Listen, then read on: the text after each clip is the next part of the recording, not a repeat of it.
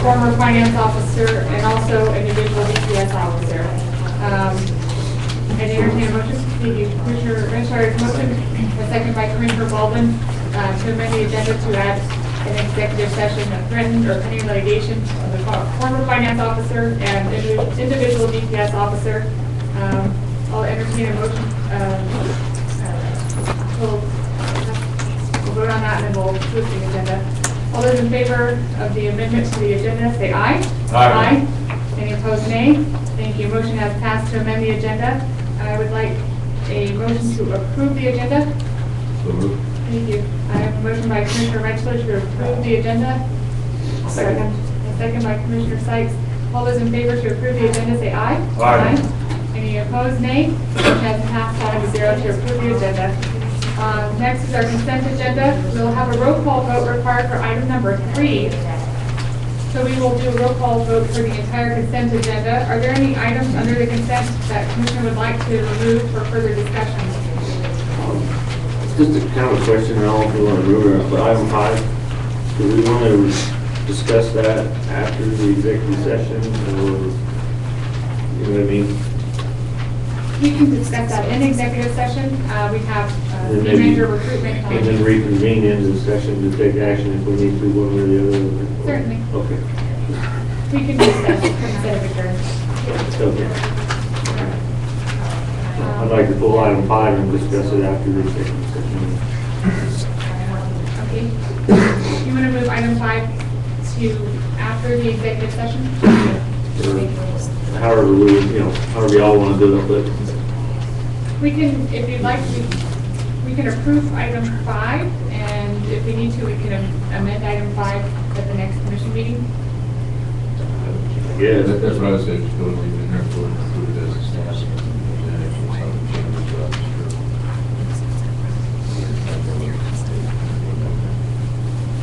However y'all want to do it.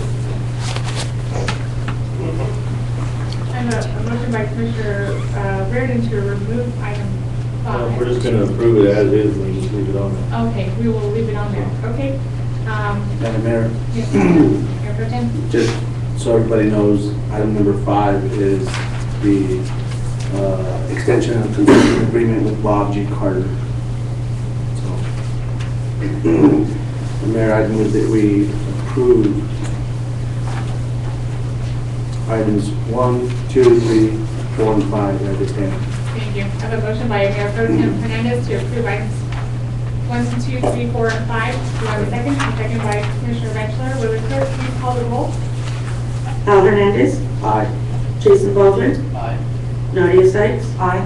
Robert Register. Aye. Josh Reardon. Aye. Jim Talbert. Aye. Susie Galea. Aye. Thank you. Motion has passed 7-0 to approve the consent agenda. There are no items removed from the consent agenda, so we'll move on to item number 6 for unfinished business. Request to postpone until January 22nd, 2013 meeting, a substitution to the approved Fund 118 projects. Ryan Caesar, Utilities Director, will address us.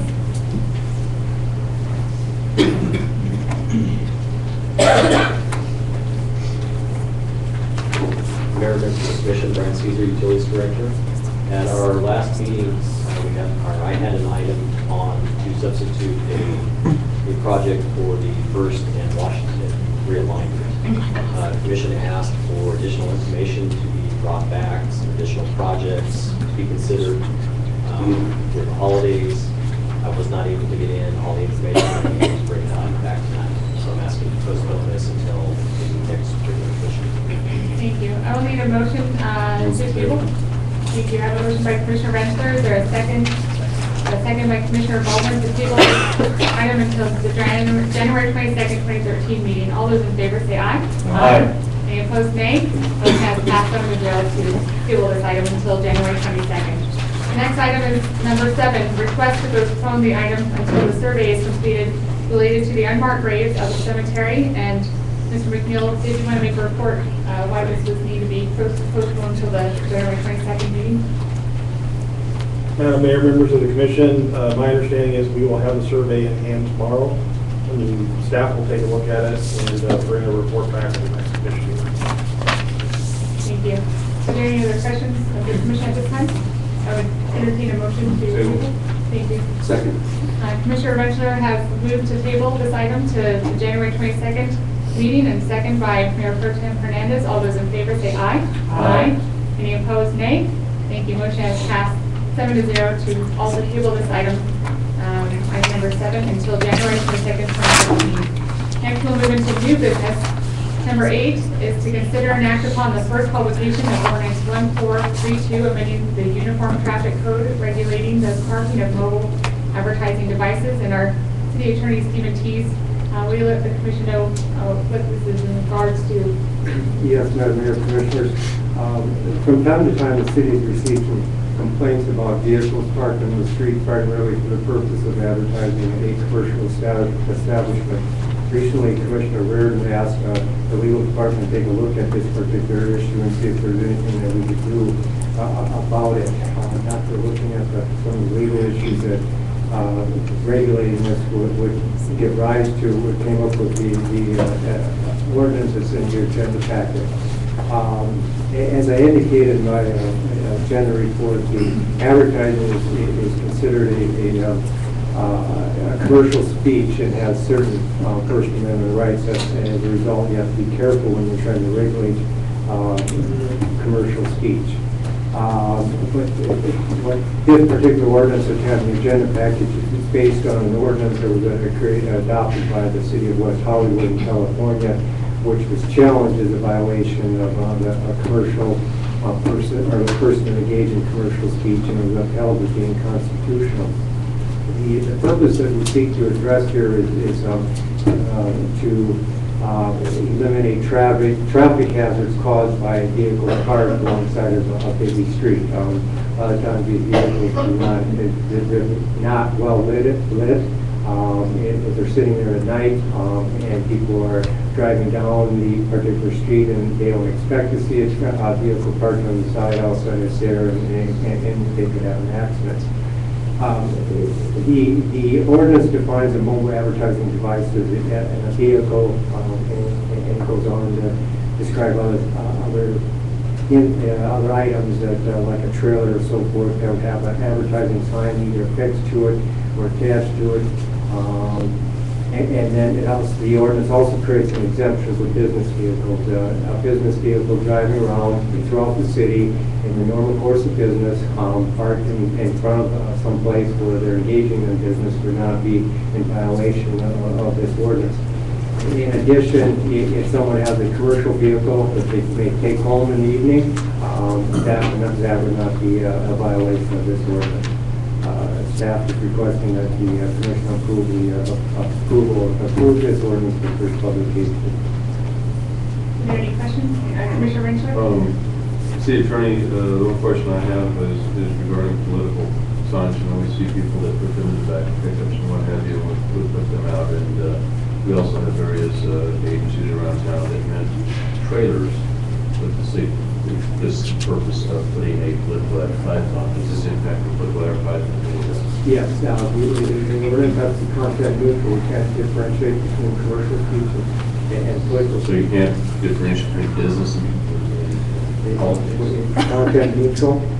If someone has a political sign and on a trailer and they park it on the street, they're in violation of the ordinance.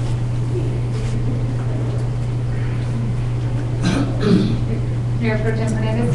So what about, like, for instance, I think it's the Older American Center, or somebody within that group owns a sign that advertises what function it is. They usually park on first where Dairy Queen used to be. It's an actual signboard, but it's a trailer. If it's in the city right away, it's in violation of the ordinance. If it's off a city right away on private property, this ordinance doesn't regulate that particular speech. So if it's on private property, it doesn't matter? No, does not matter. Commissioner Calvert? Is there any particular vehicle or sign or trailer that that precipitated this question or comment?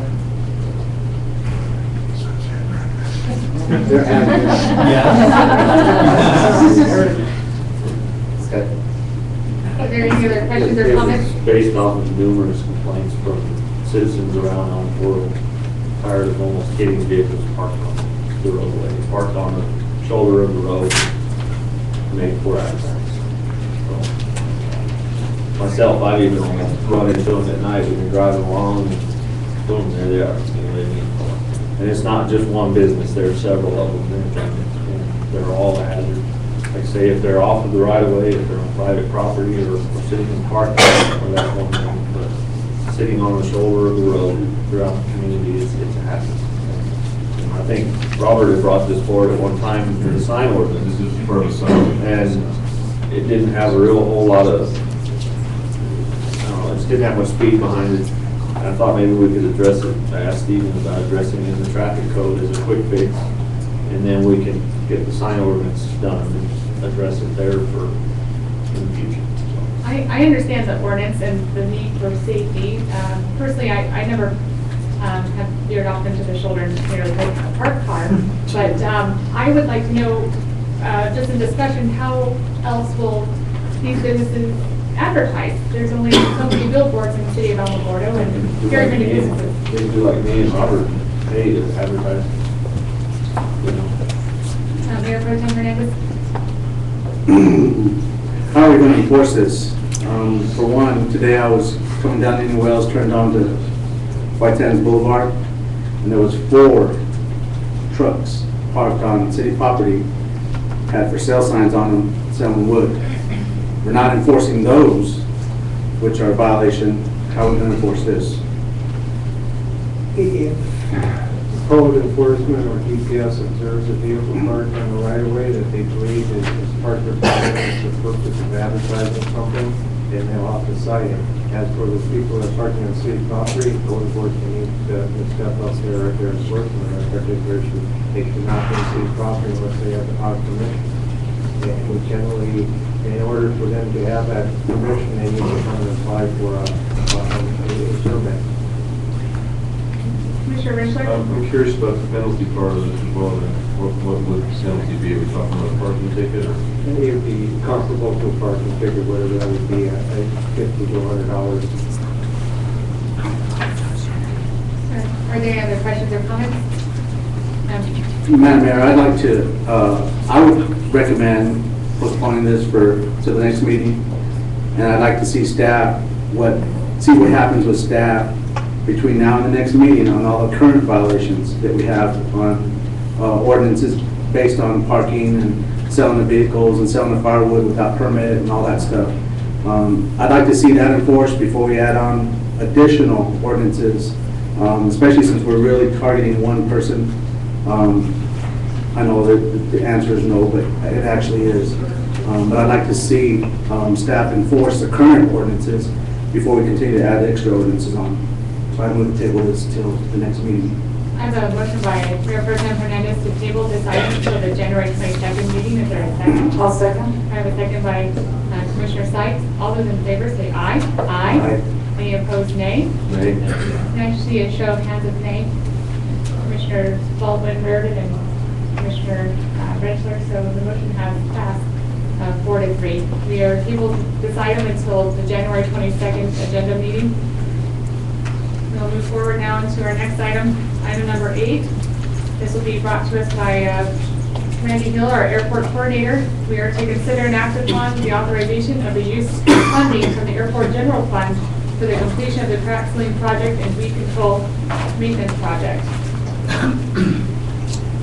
Evening. Randy Hill, your airport coordinator.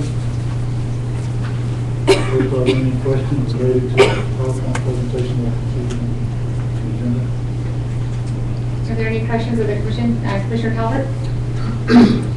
As I read the lease, paragraph 28A1 states that the leasee of the hangars are supposed to keep the weeds away from the hangar. And in your presentation, you're including money to clean up weeds around hangars.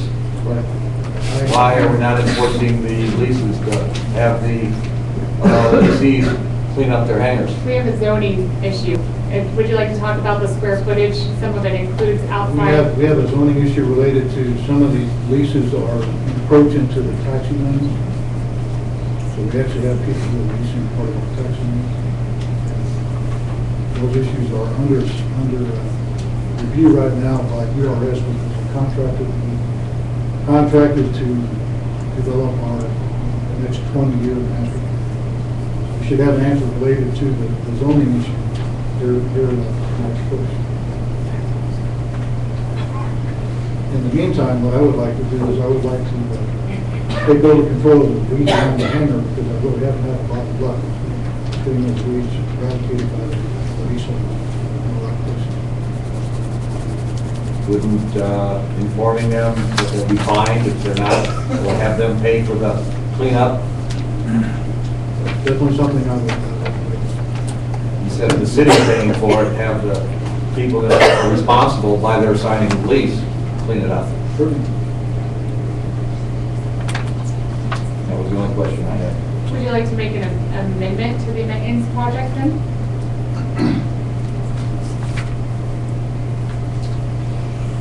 I would recommend that. If you want me to enforce the legal application, do it for what we see in this state. I would like to do that. I think that would be, it would save money. That's what I'm looking It would at. save about $2,000 as it was presented to the estimate.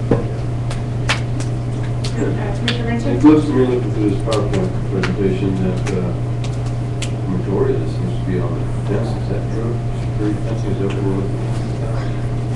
Our fence land is, But this is what we're talking, this money we're talking about is going to clean this fence line up? fence line will be cleaned up at 3 feet on this side. So they know what it costs for us to go in and clean up the fence line on Alamogordolive when we get every now and then. We go in and clean Now, up there's this. one Do it, caveat. and it looks to me, like this mesquite, it's pretty impossible to do. I don't really know. One caveat that the contractor placed on that is that he will not clean the dead debris out of the fence. Do what? He will not clean the dead debris out of the fence once the fence is built. So all this will still be in the fence? Still be in the fence until either I or the city maintenance employee can pull the debris out of the fence. So you won't clean any of the debris out of there? I mean, essentially, if you look at this, I don't know what picture it is here, but if you look at the mesquite, the way it's running through there, is he planning to go in and just hit the bottom of this mesquite and go on? Is that what his plan is, or what is his plan? He's going to use some very efficient chemicals to kill them. So he's gonna spray chemicals, right? I guess I'm surprised at that, because I know from taking care of transformer charts that herbicide is relatively inexpensive for this kind of stuff. And if used over a period of time, for instance, about a year, there's stuff called clear away and what have you. You know, if you look at the transformer yard, you'll find that don't use it for reason for that. And it seems like $18,000 if he's not going to clear the weeds out of the fence, to me is excessive. I mean, that's, you know, speaking, I mean, if you were talking about half this is going to be provided by, The state will come up with 50/50 grant. going with the 50/50 grant, so it's going to cost us $9,000? About 8,000. About $8,000? And that will be a year's worth of treatment? What happens after the year? Another contract, or are we going to take it Well, over? what after I'm the looking year? for, the first year is going to be a maintenance contract. Mhm. Have them continue to come out and take care of spot problems.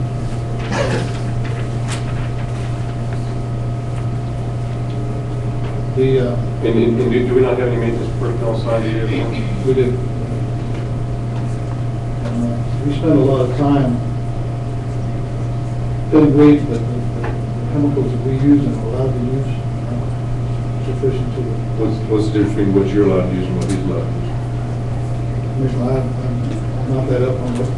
Yeah, my understanding is, you know, and I'm going at this again, is this stuff that I'm familiar with, the transfer yards, is grain, you know, you simply spread it out there, and it takes a while for it to work.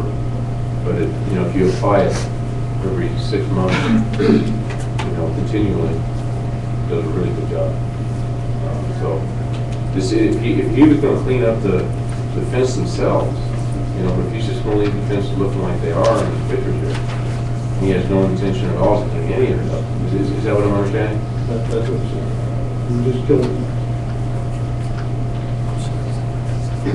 City manager? Mayor, is this weed, noxious weeds for the entire property or just along the fence lines? We're talking a total of almost 54 acres. And much of the acreage is related to the runway, the dirt runway that we have. We have an active root problem along that runway. This stuff is extremely good. The current chemicals that we're allowed to use out there, there's no level of applicator license, won't kill the active root. And in addition to that, between the taxiway and the runways on either side of the runway, mesquite bushes that grow 3 or 4 inches over the period of a couple of weeks. As we mow in these areas, the mesquite branches cut off, they dry out, and it's going on to actually in the runway and causing cracks. So what I'm proposing to do here is have them kill that mesquite, which is a safety issue. Have them take care of the after breed, which I think is a responsibility that we've got to take care of, because I believe that without taking care of that after breed, we become a seed for providing seeds for that noxious weed. The fence itself was approximately 4 miles, a little more than 4 miles. Including fence. I can go back and ask him what his charge would be to clean that fence out, but I can almost assure you that what we may want to take a look at is maybe getting some of our trustee labor out there to come and fence up. I mean, part of what it says will resolve is this clean up security fence, and I guess I don't know what clean up security fence means. Clean up security. Good code plan.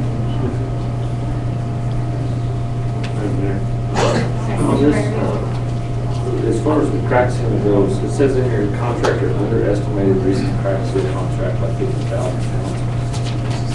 So they bid the project to do it, and then they were short on material, so they didn't finish, or what? No, sir, they did the project, but what they thought was going to take to fill all the cracks, and when they got there and got started, they recognized that they had underbidded, underestimated the requirement on this project. They did 68,000 pounds, which took care of our tax. So we didn't hold them to their feet to the fire. I mean, I know when I bid a project, if I underestimate, I'm on the hook to get it done. This project was done in accordance with state pricing agreement, grants. What they bid and what they said they would provide is exactly what they did. And they have recourse to come back and increase it.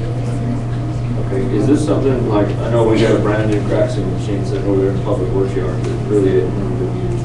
Is this something the city staff can do to save some time and money on, or is that something, because it sounds like it's the taxiways, it's not really it's not the runway or anything, it's just. It's the ramp. It's the ramp.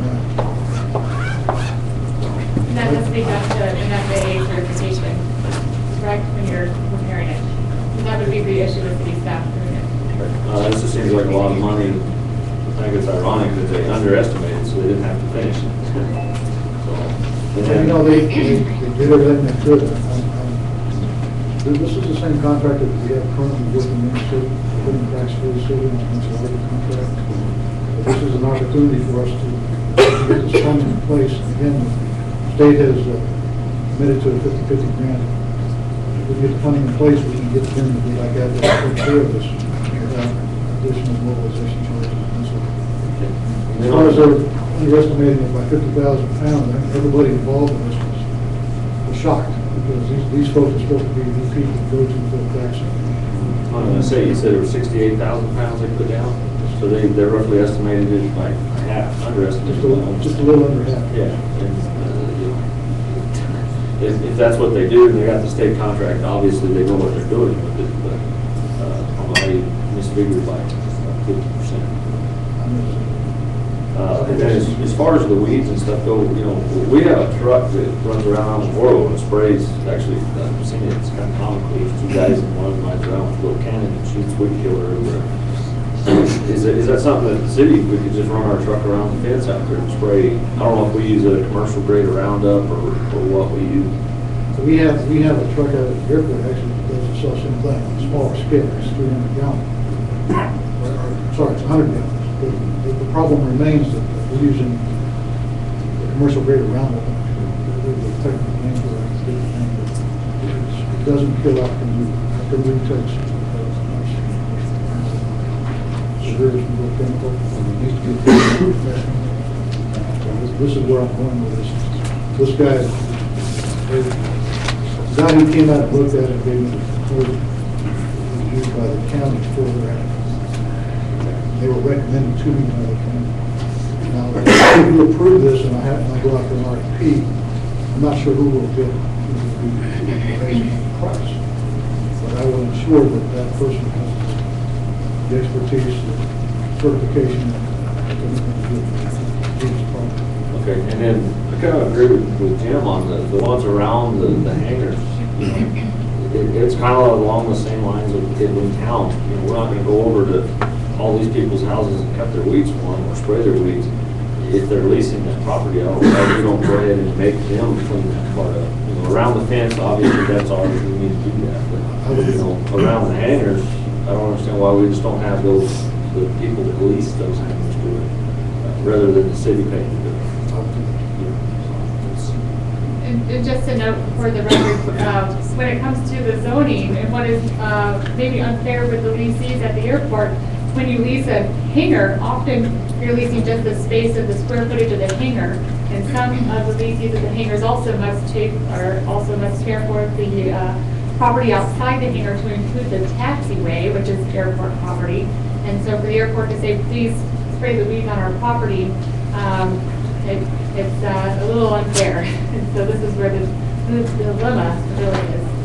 Well, like this picture right here, the weeds are growing right out of the base of the building. So, I mean, are they ours or are they the people that own the building? That picture is on the building. And in this case, Commissioner Talbert? You're saying that many of the leases include a good bit of land around it, not just what the hangar's sitting on, and it would have to be enforced by what does their individual lease say. Because if the lease is just for the land the hangar's sitting on, then the rest of the city is city land. But if it's got 5, 6 feet or however many feet around the hangar, then that's leased land, and you are paying for the land by the square foot. So they are leasing that piece of land, and then they're responsible by, our lease says, paragraph 28A1 states in our lease that it has to be, it's our responsibility to keep clean. Exactly. Commissioner Ventura, did you have a comment? I was just curious, these weeds around the hangars, what they're going to do, spray them and leave them? What I was going to do was, they would be sprayed this spring. Until they got killed. Okay, do you think these leases want to go along with their hangars? Involved in that? I mean, why would you ask for us to amend this for that question? What I wanted to do, the reason I put that in there, Commissioner, was to try to take care of the problem, that particular problem. All I had to say, it seemed like minimal charge. Probably a minimal charge to take care of it. It's a very large problem with the hangars. I felt that $1,800 to $2,000 was worth it. And I would certainly urge you in the long run to let's look seriously at some of your herbicides and everything that are used by the utilities to keep the railroad. They use the stuff everywhere. One of the issues related to that is you have to certify and certain requirements in order to use those harsh chemicals that this contractor is certified to use. And this is one that we require kind of certification. I don't know if any utilities are required. When I was using myself, it was kind of stuff there was no certification required. Just careful with it, you know. I think it's the difference between the federal and I was working for the National Solar Regulatory stuff. So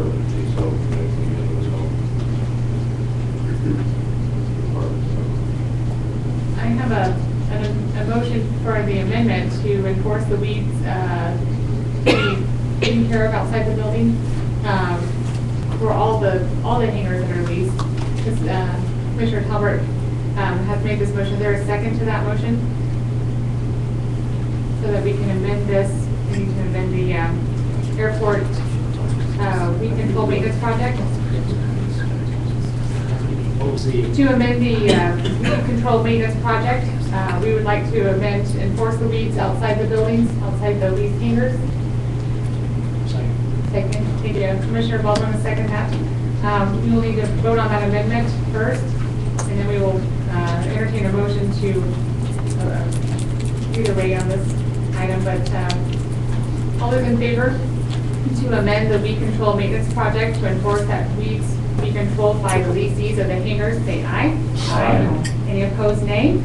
Thank you. Motion is passed 7-0. I would entertain a motion to approve the completion of the crack sealing project and the weed control maintenance project. So moved. Thank you. I have a motion by Commissioner Talbot. Is there a second? Second. I have a second by Commissioner Baldwin. All those in favor say aye. Aye.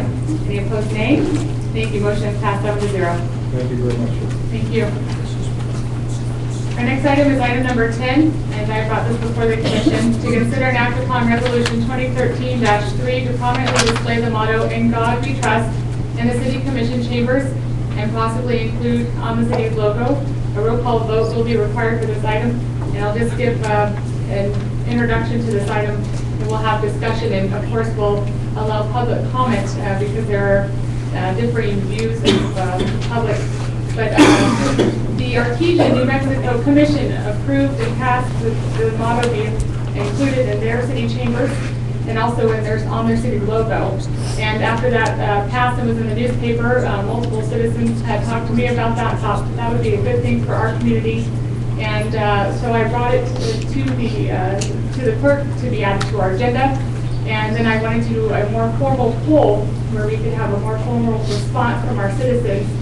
And the intention was, this has nothing to do with religion or politics. It has everything to do with our liberties and our patriotism. And I'll borrow some words from the Honorable Robert Doty, a former judge here. He says, all of our delegation has taken either for the first time or for a number of its times has taken an oath. The only promise is to support the Constitution of the United States and the Constitution and laws of the state of New Mexico, which starts out with "We the people." No promise to ideology, no promise to party affiliation, just a promise to support the Constitution and represent the people. I will add that the New Mexico preamble states, "We the people of New Mexico, grateful to the Almighty God for the blessings of liberty, in order to secure the advantages of a state government, do ordain and establish its Constitution." And so I have brought this item to the commission for their consideration and discussion. And we also received a letter from Minister L. Maxey from the Cuba Avenue Church of Christ. He says, "Dear Alamogordo city leaders, I would like to commend you for considering the matter of incorporating the motto, 'In God We Trust,' into our city logo. Such an addition, in my view, would be appropriate for Alamogordo on a number of levels. A motto, by definition, is simply a word or statement expressing the ideals of a group of people.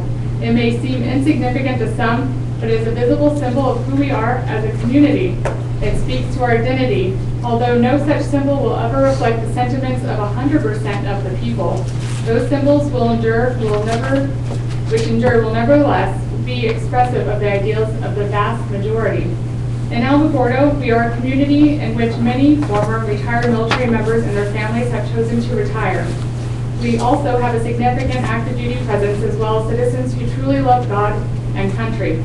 Flags fly prominently in our land, and each week our churches are filled with those who seek to worship their God for the freedoms many in our city have sacrificed to secure. We are truly a community of people who love God and country, as did our founders. On the money we carry in our wallets and purses, we find the words, "In God We Trust."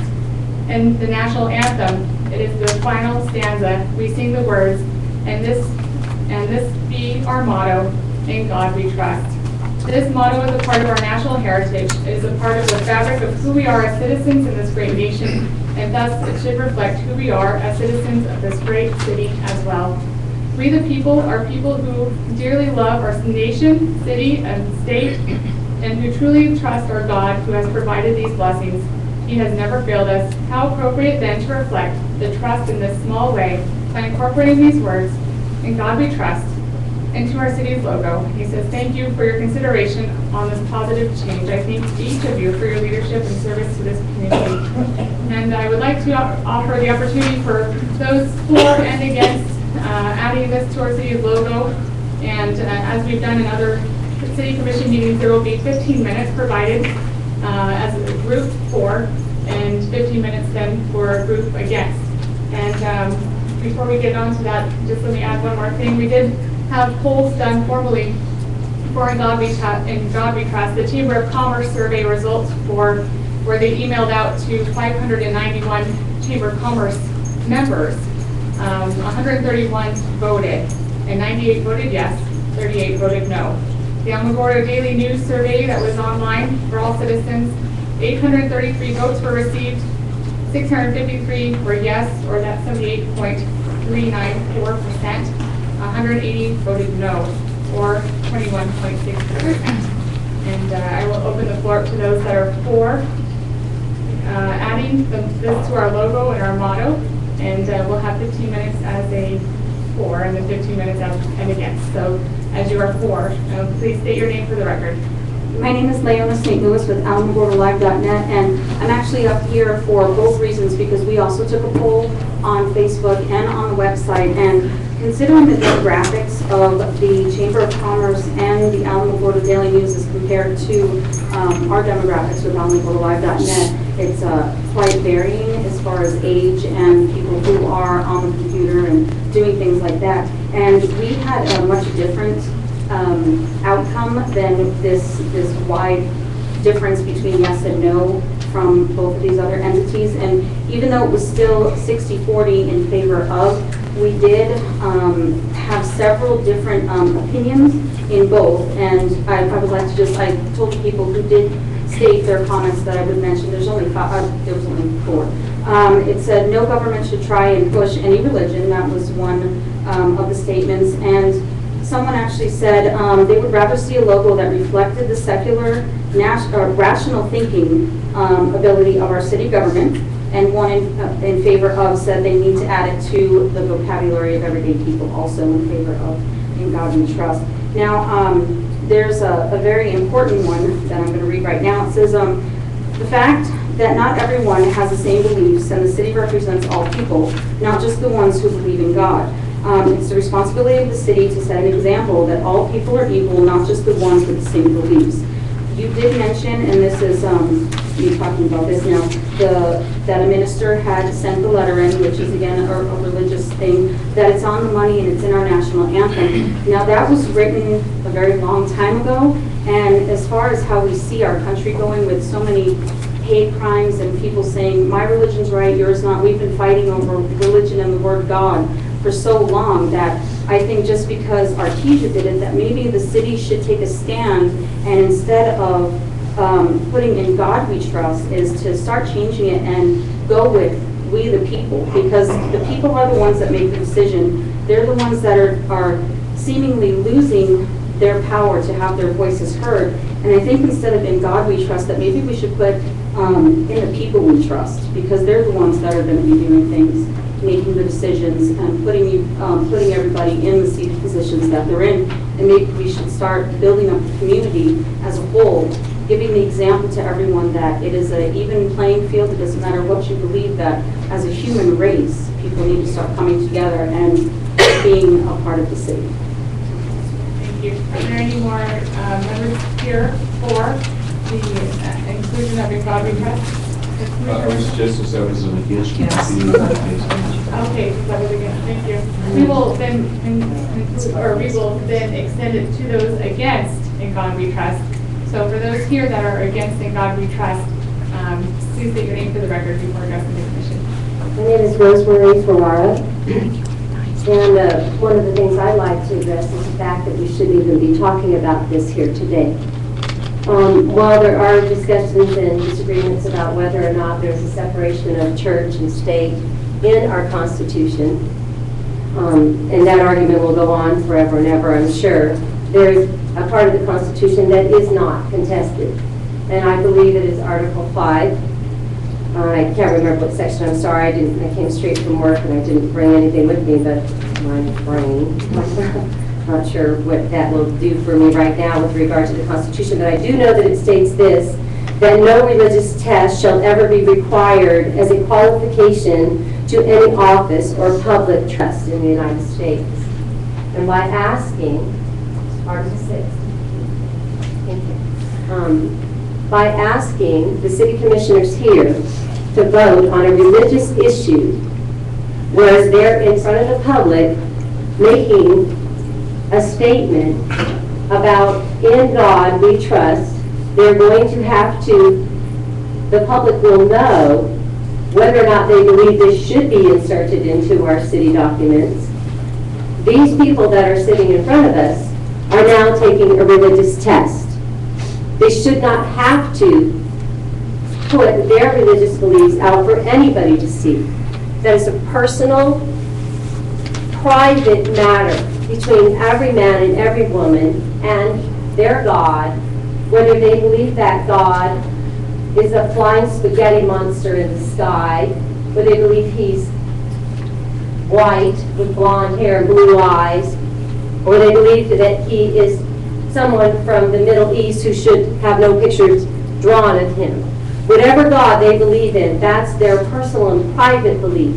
And they should not have to put that out here in front of everybody to see, because it will determine whether or not they get a vote next time, positive or negative, for them or against them. So you're asking public officials to actually take a religious test. They shouldn't have to put that out there. That's my first statement about it, that we shouldn't even be voting in the first place. Secondly, the statements that you made about the New Mexico Constitution, and please stop me if you want to get up here, because A decorum is mandatory. all right, I appreciate that. Let me know. Okay, I don't want to go too long. But I want to say, with the New Mexico Constitution, which is a great document, I'm sure, it was written many, many years ago. Many, many years ago, we had slavery. Women were not allowed to vote. Black men were not allowed to vote. Black women didn't really exist. We didn't even count black people as full human beings. There have been many documents in the history of our country that are now considered outdated. And so we review them, we determine whether or not they are pertinent to the world today, and usually if they're not science-based, we discard them. We use intellect, reason, research, science to determine things. We just discussed out here this evening patches and ceilings and chemicals used on our grounds. We don't go to the Bible to find out if those things work. If the person who was repairing the ceiling said he was going to pray about it, or he was going to check to see what John said, what materials should be used, you would completely discard that contract. You would not consider that something valid to base your decisions on. What we feel spiritually is something that's inside of us. And some of us can believe in God and don't believe God has anything to do with what happens down here on this level. And nobody up here should have to put their name to this vote in the first place. They shouldn't have to do it. And I'm not going to go on any further, but I hope they understand what I'm trying to bring up. It doesn't mean that we're not religious people, that we're not patriotic people, if we don't want to have a mix of government and religion, because we see what can happen when they are mixed up. All we have to do is look to the Middle East and the issues that are happening over there when government and religion are intertwined.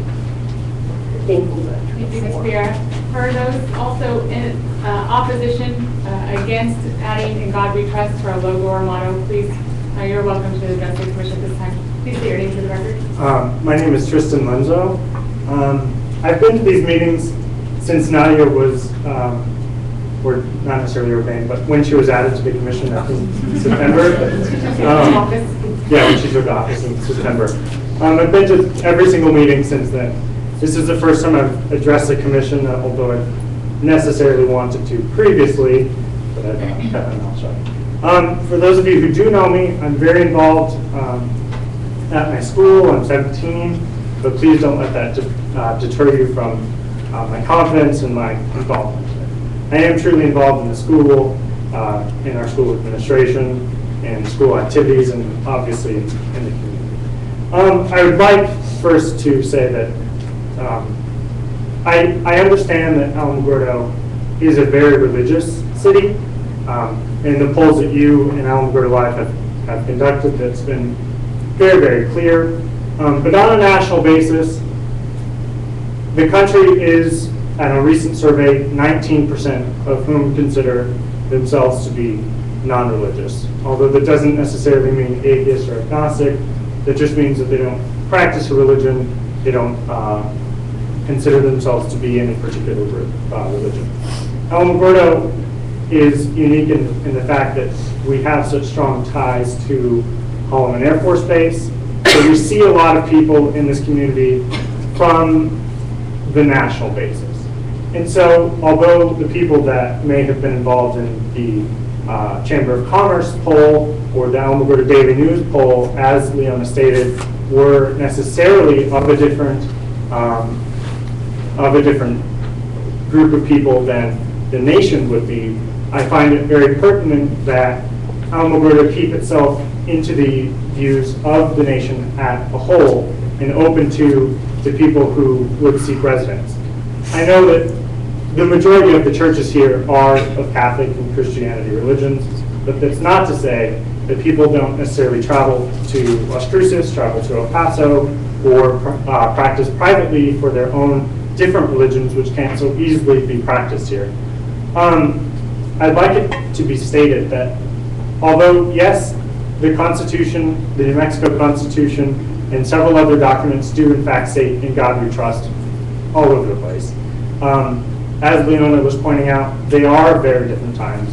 The New Mexico Constitution, if you've tried to read it, isn't very good English. The grammar is ridiculous. I've tried.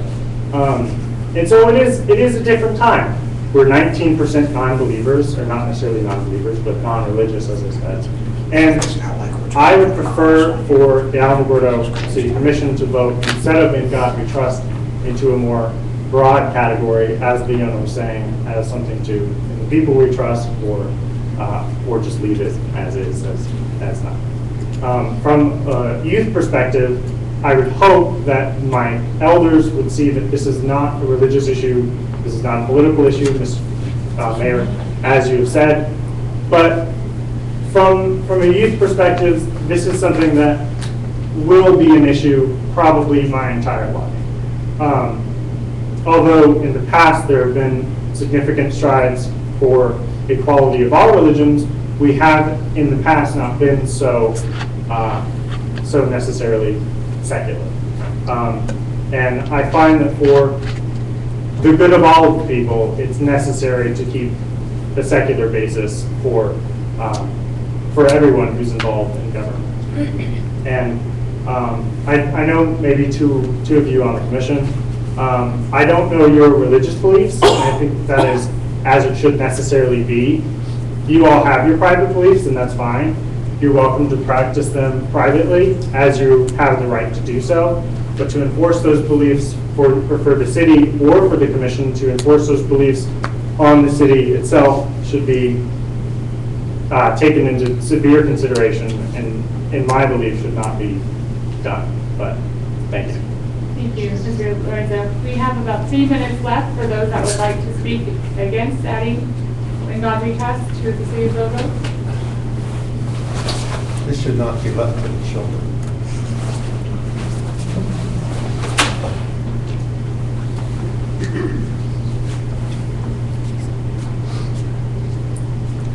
Nice to see you, Mayor. Thank you. Please state your name for the record. Gentlemen, we haven't met. My name is Paul Langer. Dr. Paul Langer. I'm a licensed veterinarian in the state of New Mexico and Texas. I formerly served in the United States Army Veterinary Corps as a captain in charge of the unit serving the DMV.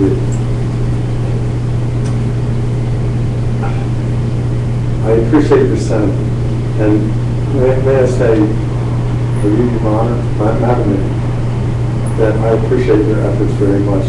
And to me, and to to this site, so we're the only two people I'm going to know there, that you are unbiased, and you do represent the people. But I think that given the First Amendment of the Constitution, and I'm not a lawyer, but I think this is, you're really on the edge.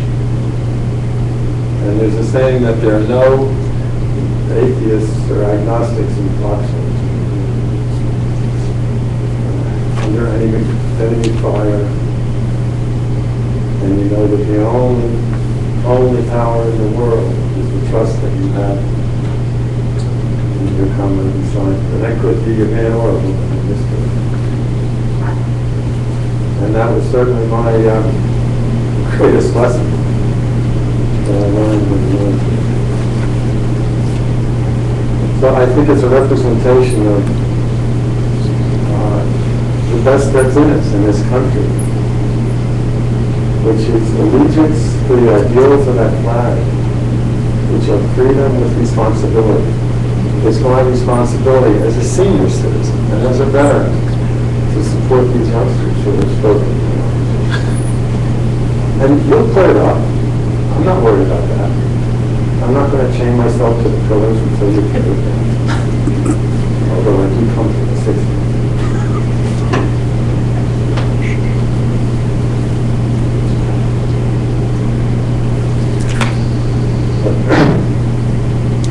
Because I love my brothers who did not return to Vietnam, and because I love these children who will survive me and all of us,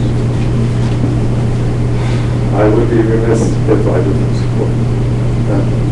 Thank you, Mr. Linger. The time now is passed for those to speak against adding "In God We Trust" to our motto and our logo in the City Commission chambers. Now the time is for those 15 minutes that would like to speak in favor of adding "In God We Trust" to our city's logo and motto. As you get up, please state your name for the record. My name is Pamela Lee. I'm a resident of the city of Alamogordo, and I did not come here tonight to speak on this subject. I came here to speak on the next subject, but I will speak on this subject tonight because I believe that there are a couple of things that we all need to think about when we think about this subject. First of all, why is this discussion even occurring? It's occurring because the Constitution talks about what our country was all about, which was freedom of religion. Our country was founded by people who came here to get away from state-controlled religions in England. Some of them were my ancestors. They were Puritans. They came to have their own religion because they couldn't have it in their own country. That's why we refer to our Constitution as having what's known as an establishment clause, which prohibits the federal government from establishing a specific religion in our country. It cannot happen. Now, what's happened over time is there's been a lot of confusions that developed, including in the courts. And I am an attorney, by the way, retired attorney. And I am a retired colonel in the United States Air Force Reserve. And I served my country for 32 years. So I have a little authority in that regard as well. My point is this. We have the right to vote for this if we care to vote for it. It is in our Constitution that we can't establish a religion. We are not doing that here. If the courts want to challenge this, they'll have to challenge many other things that are done within our government. Prayers in Congress and various other things. They happen all the time. The second point that was made here was that we're a secular country. We have all these secular things. And I believe the percentage was given about the number of people who aren't in religion. The fact of the matter is that consistent, the number of people, when surveys are done, who respond by saying they believe in God in this country, not just in Alamogordo, but in this country, is 90%. Now, they don't say they believe in a Christian God or any particular type of God, but they believe in God. So what have we got here? What we have, basically, is what's happening with the idea of whether we can say, even mention the word God, has to do with what I like to refer to as a dictatorship of a minority. that has consistently attacked religion in this country, but has consistently been a minority. And we have come to be led to believe by the media that they are the majority. The fact of the matter is they are not. And so, whether you vote for this or not, I think that some of the arguments you have heard just simply don't support the other side. Thank you. Thank you, Ms. Lee. For those in favor, you may also address the commission and please state your names for the record. Earl Galea, Madam Mayor, Commissioners. I served 20 years in the United States Army myself also. And one of the things I remembered through the whole time is the thing that we're talking about tonight, in God we trust. Each of us, Army GIs or Marines or airmen or sailors, all believe in the supreme being. And you know, when you got shells flying over your head or you're laying in that foxhole, yeah, you got a comrade next to you, but you still look to the guy above. And I don't think it's a matter of that. I think it's the matter of the fact that we built this nation with a loving God who gave us this land for our freedom and to worship Him. And I think in some ways that is our way of honoring our God, is by putting on a logo, "In God We Trust." Thank you. Thank you, Mr. Goulier. For those also in favor of adding "In God We Trust" to the logo and motto, you may address the commission and state your name for the record. My name is Bill Dennis, and I get 3 newspapers daily, and I get the Albuquerque paper on Sunday, a day late in the mail. And I read somewhere a few weeks ago that Artesia was going to do exactly this, that they voted to put "In God We Trust" on their city logo. Now, to me, I believe what you're trying to do is the same as what they're doing. You're not asking to insert a cross on here as high as the tree is on the city emblem, and you're not asking to put a picture of Jesus Christ on here. All you're asking is to put words of faith, of trust. You got to trust something. You just can't nobody gets anywhere without trusting anything at all. You got to have some kind of trust. So I believe if Artesia can do it, I see nothing wrong with Alamogordolive being able to do it, because it's only words, but yet how individuals value the words is up to the individual people. Thank you, Mr. Dennis.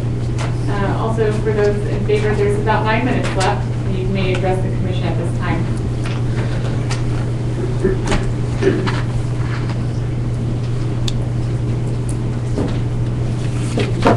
My name is Susan Payne. Can you pull the microphone? Sorry, I'm short. My name is Susan Payne, and you know, I run a Christian ministry here in town, but I'm not even going to talk about that. I'm taking off my living cap, and this is Susan Payne talking. And I heard some comments tonight I thought were interesting. I had no intention of addressing this commission. I am in my uncomfortable spot right now, I've got to tell you. But this is an important issue, and it needs to be addressed. You know, again, you talked about we're not talking about religion.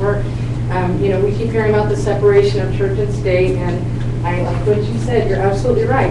That clause was in there to keep government out of church, not church out of government. I mean, if we were to do that, then we've got 70 churches in this town. We kept them all out of government, we'd be in a lot of trouble. And, you know, as commissioners, you're going to make favorable and unfavorable decisions every single day. And read the paper. Anybody that reads the paper knows some people like you for your decisions, some people don't. I don't see this as any different. This isn't any different. And sharing your faith, yeah, you're right, you know, shouldn't do it in the commission chambers, but you do it outside, and this is a small town, and people know. And so I don't think that you should have fear of retribution for making a decision that you believe in, whether it has to do with "In God We Trust" or some other things I'm not even going to get into now, but another thing. But really, you should not have fear of retribution, and you should not base your decision on fear of retribution. I'm a little insulted because I think I heard that we base things on science and not religion. That's a little insulting to me as a Christian. But again, I would hope you wouldn't base it on that. And I'll make one more comment because I hear a lot about people in the airport. You know, my son just went off the basic training. I am one stressed out mother. And I hope that every day while he's in basic training that he's thinking, in God I trust, in God I trust. And I hope that that's what gets him through it. I don't, you know, God is God, and to you God may be different than God is to me. But I think that we need to stand for something, and I certainly don't think we need to, in people we trust. That's a scary statement. No, we should not trust in each other. We need to trust in something more than that. And so, you know, I hope that as you make your decision, that you do it with not fear of retribution, but with your conscience in your heart and what you believe. Thank you, Mr. King. We have about four minutes left for those that would like to speak in favor of having a God We Trust placed on the city's logo. Can I make an unbiased giveaway type of thing? For those that are for. Okay, can I wait to make an unbiased? You've already spoken in just the commission. This is for those that are for. We are trying to be fair, 15 minutes against and 15 minutes for. I just wanted to say one thing. And please state your name for the record and say this on the microphone. Sorry, Leona St. Louis, Alamogordolive.net. I have a dream. We're just words. The lyrics to Imagine by John Lennon were just words. Be the change that you wish to see in the world. We're just words. But they are words of inspiration to many different people. And what this will do is inspire people. And all I have to say is that we need to inspire all people, not just certain ones. Thank you. Thank you. City Clerk, is there any time left? 3 minutes. About 3 minutes left if anyone else would like to speak for adding in God We Trust in the city's logo. If not, we'll move into discussion amongst the commission. Okay, we'll move on to discussion amongst the commissioners, and I would just like to say this is not a religious test. In God We Trust does not ask you what God you believe in or if, what religion you belong to, and God is not outdated. He is the beginning and the end. So this is open to discussion for all the commissioners if they would like to discuss this item. Anyone? Madam Mayor, I just have a quick comment. Yes, Commissioner Sykes. During the course of the time that this was first introduced by the mayor to today, I probably received more, and I'm not saying it was overwhelmingly in the hundreds or anything, but more comments saying, from people saying that they don't want In God We Trust on the city level. After receiving a number of those, I decided that I'd go ahead and just review the Supreme Court decisions on similar issues. And everything I was able to see, and I know that if you all do the same, you'll find the same information. Anytime the Supreme Courts have had the opportunities to make judgment on an In God We Trust type of logo, they do not find it unconstitutional. They simply say, as we've been discussing here and as Pamela Lee so eloquently stated, that the Constitution has been written so that government doesn't get into religion, but religion being government. I feel a little pressure here, as pointed out by Rosemary Farrar. And I feel that of everything going on here, that's probably the only part of this that I feel very uncomfortable with. I don't feel that my beliefs should be out there for everybody to know. Based on the fact that I received so many phone calls and emails encouraging me to not vote for this, I feel like the heathen commissioner. I don't know how that happened. I think it's been brought to my attention that it's probably party lines, but I just wanted to make that information available so that everybody knows where I'm coming from in this issue. you. And to all the commissioners, abstention is also available. Yes or no vote is not required. Abstention is also available. Yes, Commissioner Reichler? I think it's pretty much every dollar bill I've ever had in my wallet has this on it, and I don't believe it's anything that Mr. Washington wants to prove or another. I would move to approve. Thank you. I have a motion by Commissioner Reichler to approve this item. Is there a second? I'll second it. I have a second by Commissioner Talbert. Is there further discussion prior to vote? Yes, Mayor Pro Tem Hernandez? Mayor, I sat on commission back in 1996 to 2000, and I missed one meeting that whole time. And during those meetings, every single meeting, we stood up there and we said a prayer first, and then we saluted our flag. And not once did I hear anybody had a problem with that. Not a single time. That was in 1996 to 2000. We're now in 2013. This has been going on since, what was that, 1956, 1959? And now it just seems to be a problem. And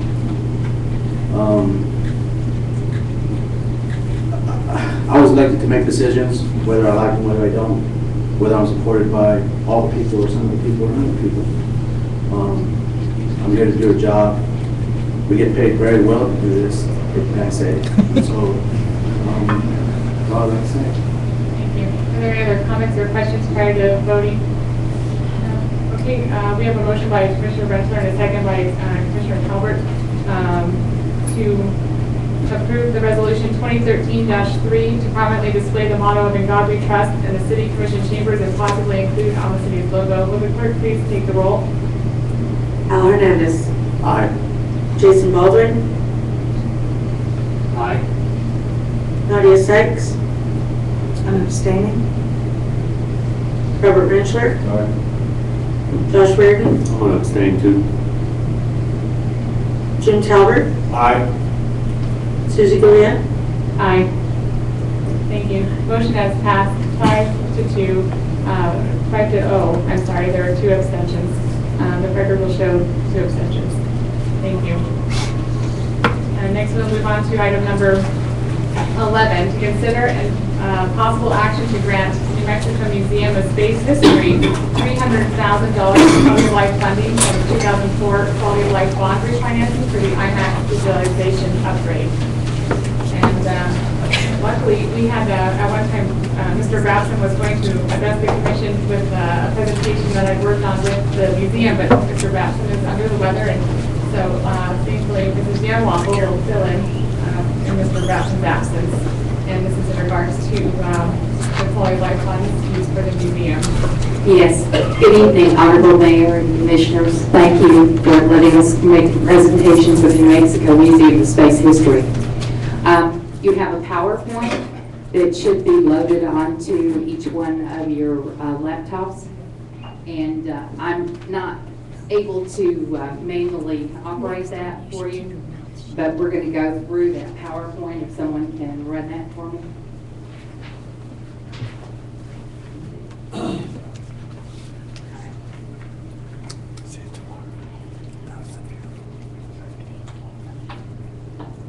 Sounds great. Thank you, guys.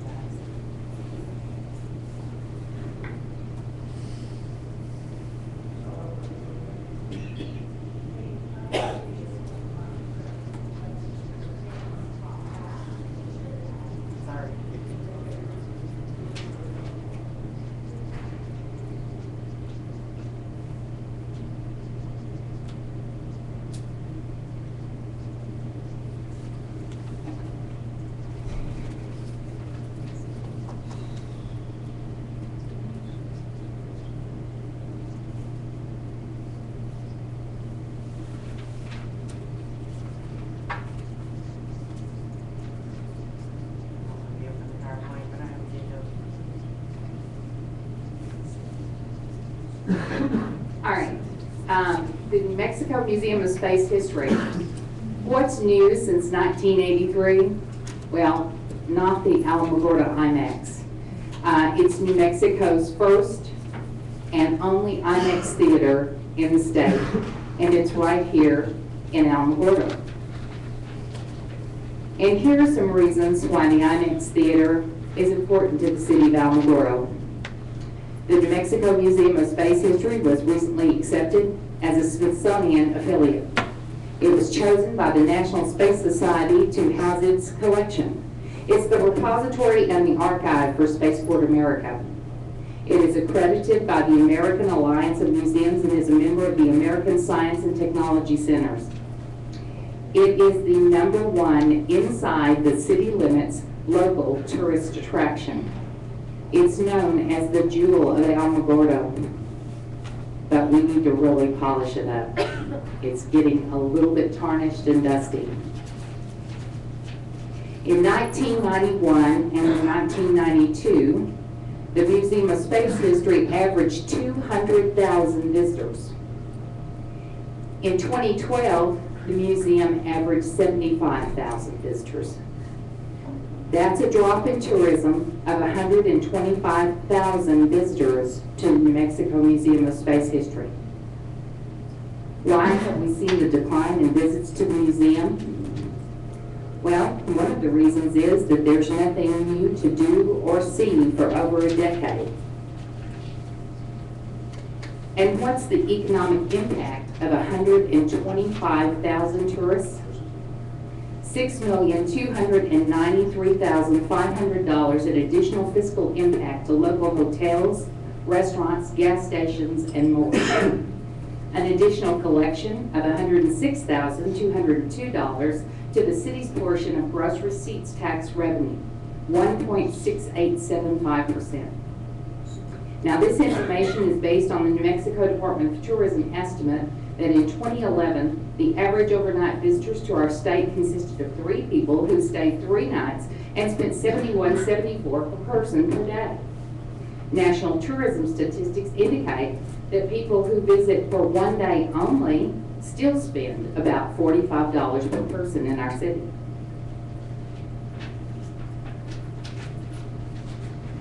Here's what we'd like to ask the City Commission to do. Provide a $300,000 quality of life grant to the New Mexico Museum of Space History for the digital upgrade IMAX.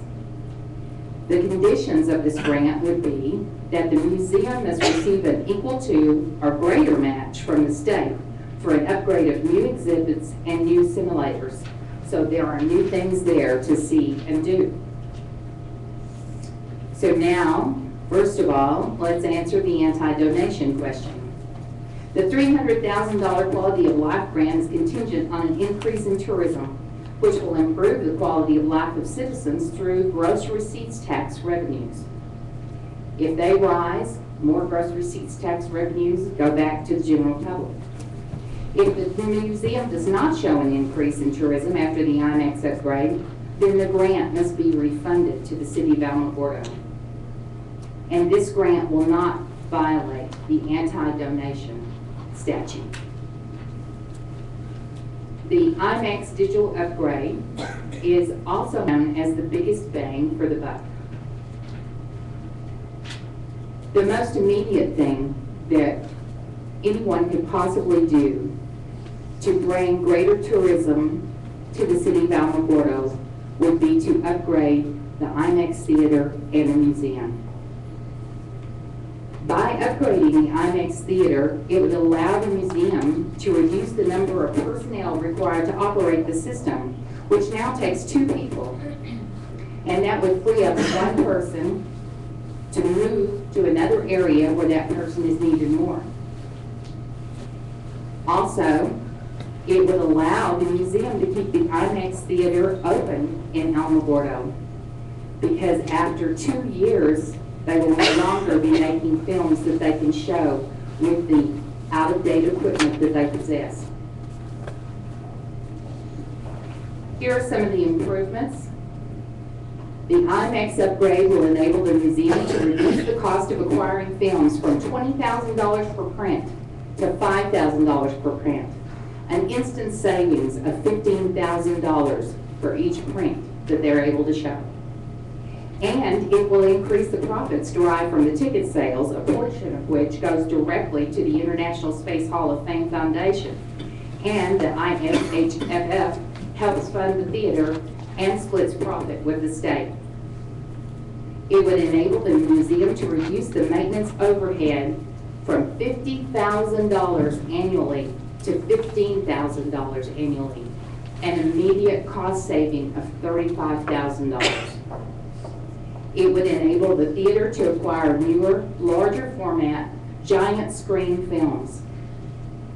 And it would also enable the theater to run full-length feature films that are in the IMAX format.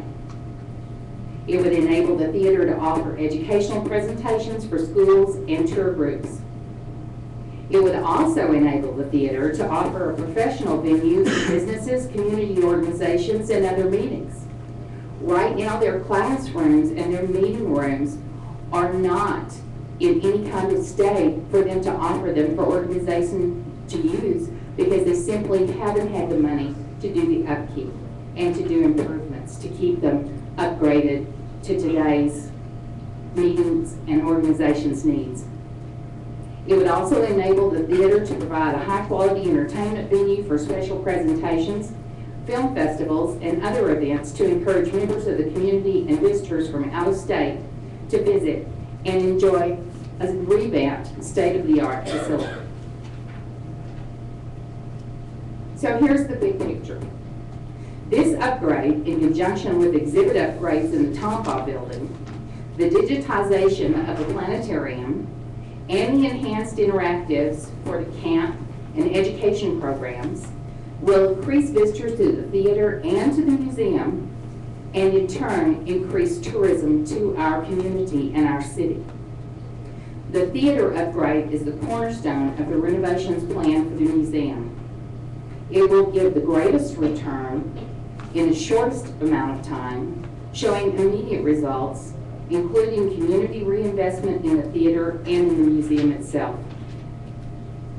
The museum is not only asking the city, they are also going to continue to seek additional revenue sources and investigate other ways to upgrade and to enhance the museum and IMAX Theater. The museum recently received a $47,000 grant from the Youth Conservation Corps for sorely needed grounds renovation. Other grant possibilities include the Institute of Museum and Library Services, the Association of Air Force Missiles, corporate foundations, etc. Typically, these types of grants will address exhibits and curating to improve that portion of the museum. The museum will also approach Otero County for potential funding.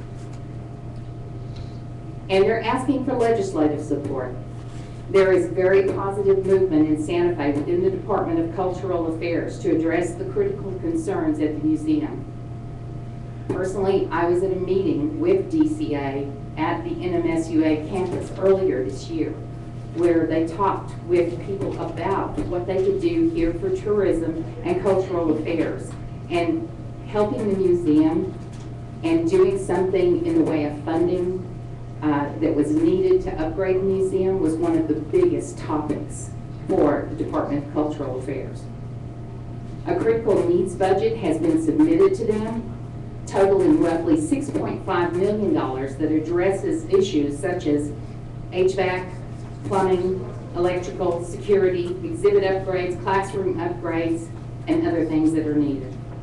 Local legislators are leading the push for this funding and are meeting with positive responses. It's well recognized that there has been a very serious lack of investment in this facility for decades, while similar facilities in the northern part of the state have flourished and received funding. This would improve the quality of life by granting NMSH $300,000. Increased gross receipts tax by tourism can provide for one or more of the following city services. Public safety, $5,195,701. Public safety dispatch, $413,077. Fire safety, $901,987. Animal control, $339,689. The recreation center, $1,142,472. The golf course, $1,349,488. Parks, $886,828. The zoo, $403,613. The library, $886,244. And the senior center, $976,995. One of the things that I had done and hoped for with the New Mexico Tree campaign that we've gone on board with for the New Mexico Tourism Department is to bring the Museum of Space History to the forefront, including the IMAX Theater. And if you go online to the New Mexico Tourism Department website and scroll to the bottom of the page and go to their YouTube videos, the third video down on that page is the new Alamogordolive commercial, and it highlights the Space Museum at the second half of the commercial. The new slogan for the advertising and branding campaign for the City of Alamogordo, chosen by the promotion board for the City of Alamogordo, is Film, Sand, and Space. These are things that are inherent in our culture. They are inherent in our history here at the town. Right now, I have just received this afternoon the statistical report for the distribution and tracking for tourism in our area. White Sands National Monument partnered with the city quite some time ago. The supervisor at the monument came to the city and met with myself and the mayor at that time and asked if they could partner with us, knowing that they had no funds for advertising, but they wanted Alamogordo to be their representative city. And we agreed to that. The promotion board orchestrated the advertising and gave me instructions to help promote them. Their visitation for the last 12 months has been 446,895 visitors. Those are visitors that are 13 miles away, already in Otero County, with a little bit of upgrade to the IMAX Theater and Museum, and a little bit of advertising. I believe that instead of 75,000 visitors to the New Mexico Museum of Space History annually, we can take a lion's share of the 446,985 visitors to White Sands National Monument. But not without the upgrades that are needed, and not without restoring, embellishing, and taking care of the IMAX Theater and the New Mexico Museum of Space History. Wonderful. The commission has questions about the museum. Mr. Chris Orwell is also here. Are there questions that the commission has about the museum or about this agenda item at this time? Commissioner Calvert? My first question is, are they eligible for this fund? Yes. They are eligible. Your presentation said that if the visitation is not increased, I'm looking right now for the exact wording, you will refund the money. Increased by how much? Okay, sure. So it says if the museum does not show an increase in tourism after the upgrade, then the grant must be refunded to the city. My name is Chris Orwell. I'm the Executive Director of the New Mexico Museum of Space History. Madam Mayor, Commissioner Talbert, that was my question as well. And I think some of the discussion that had originally gone on before this presentation was created by Madam Mayor was taking a look at the grant going to the museum. Did there have to be, what sort of payback did there have to be, or what sort of, performance measures, et cetera. And so there was thought that you had to show something like a tourism increase for it to meet the conditions of the anti-donation clause. The DCA lawyers that we have talked to from the Department of Cultural Affairs have definitely confirmed for us that that is not a requirement. Now, I definitely completely agree with the concept of if the city grants the museum the money, that we should get matching funds. That is standard museum practice, and I am in complete agreement with that one. The tourism one, the increase does concern me, just in the fact of what is the metric, what is the measure, how do we confirm it? There are so many things that could factor into it. What happens if such and such occurs in 2013 or 14, et cetera, that I have, or that the museum has no control over. Advertising budgets get cut, et cetera, by the state. There's so many factors that to me is, if that gets put onto us, I'll strive to meet it because I've got to get that to potentially get that $300,000. But I think it's something that should be considered very carefully in taking a look at a grant of this nature. So what you're saying is that probably should be struck for this concept?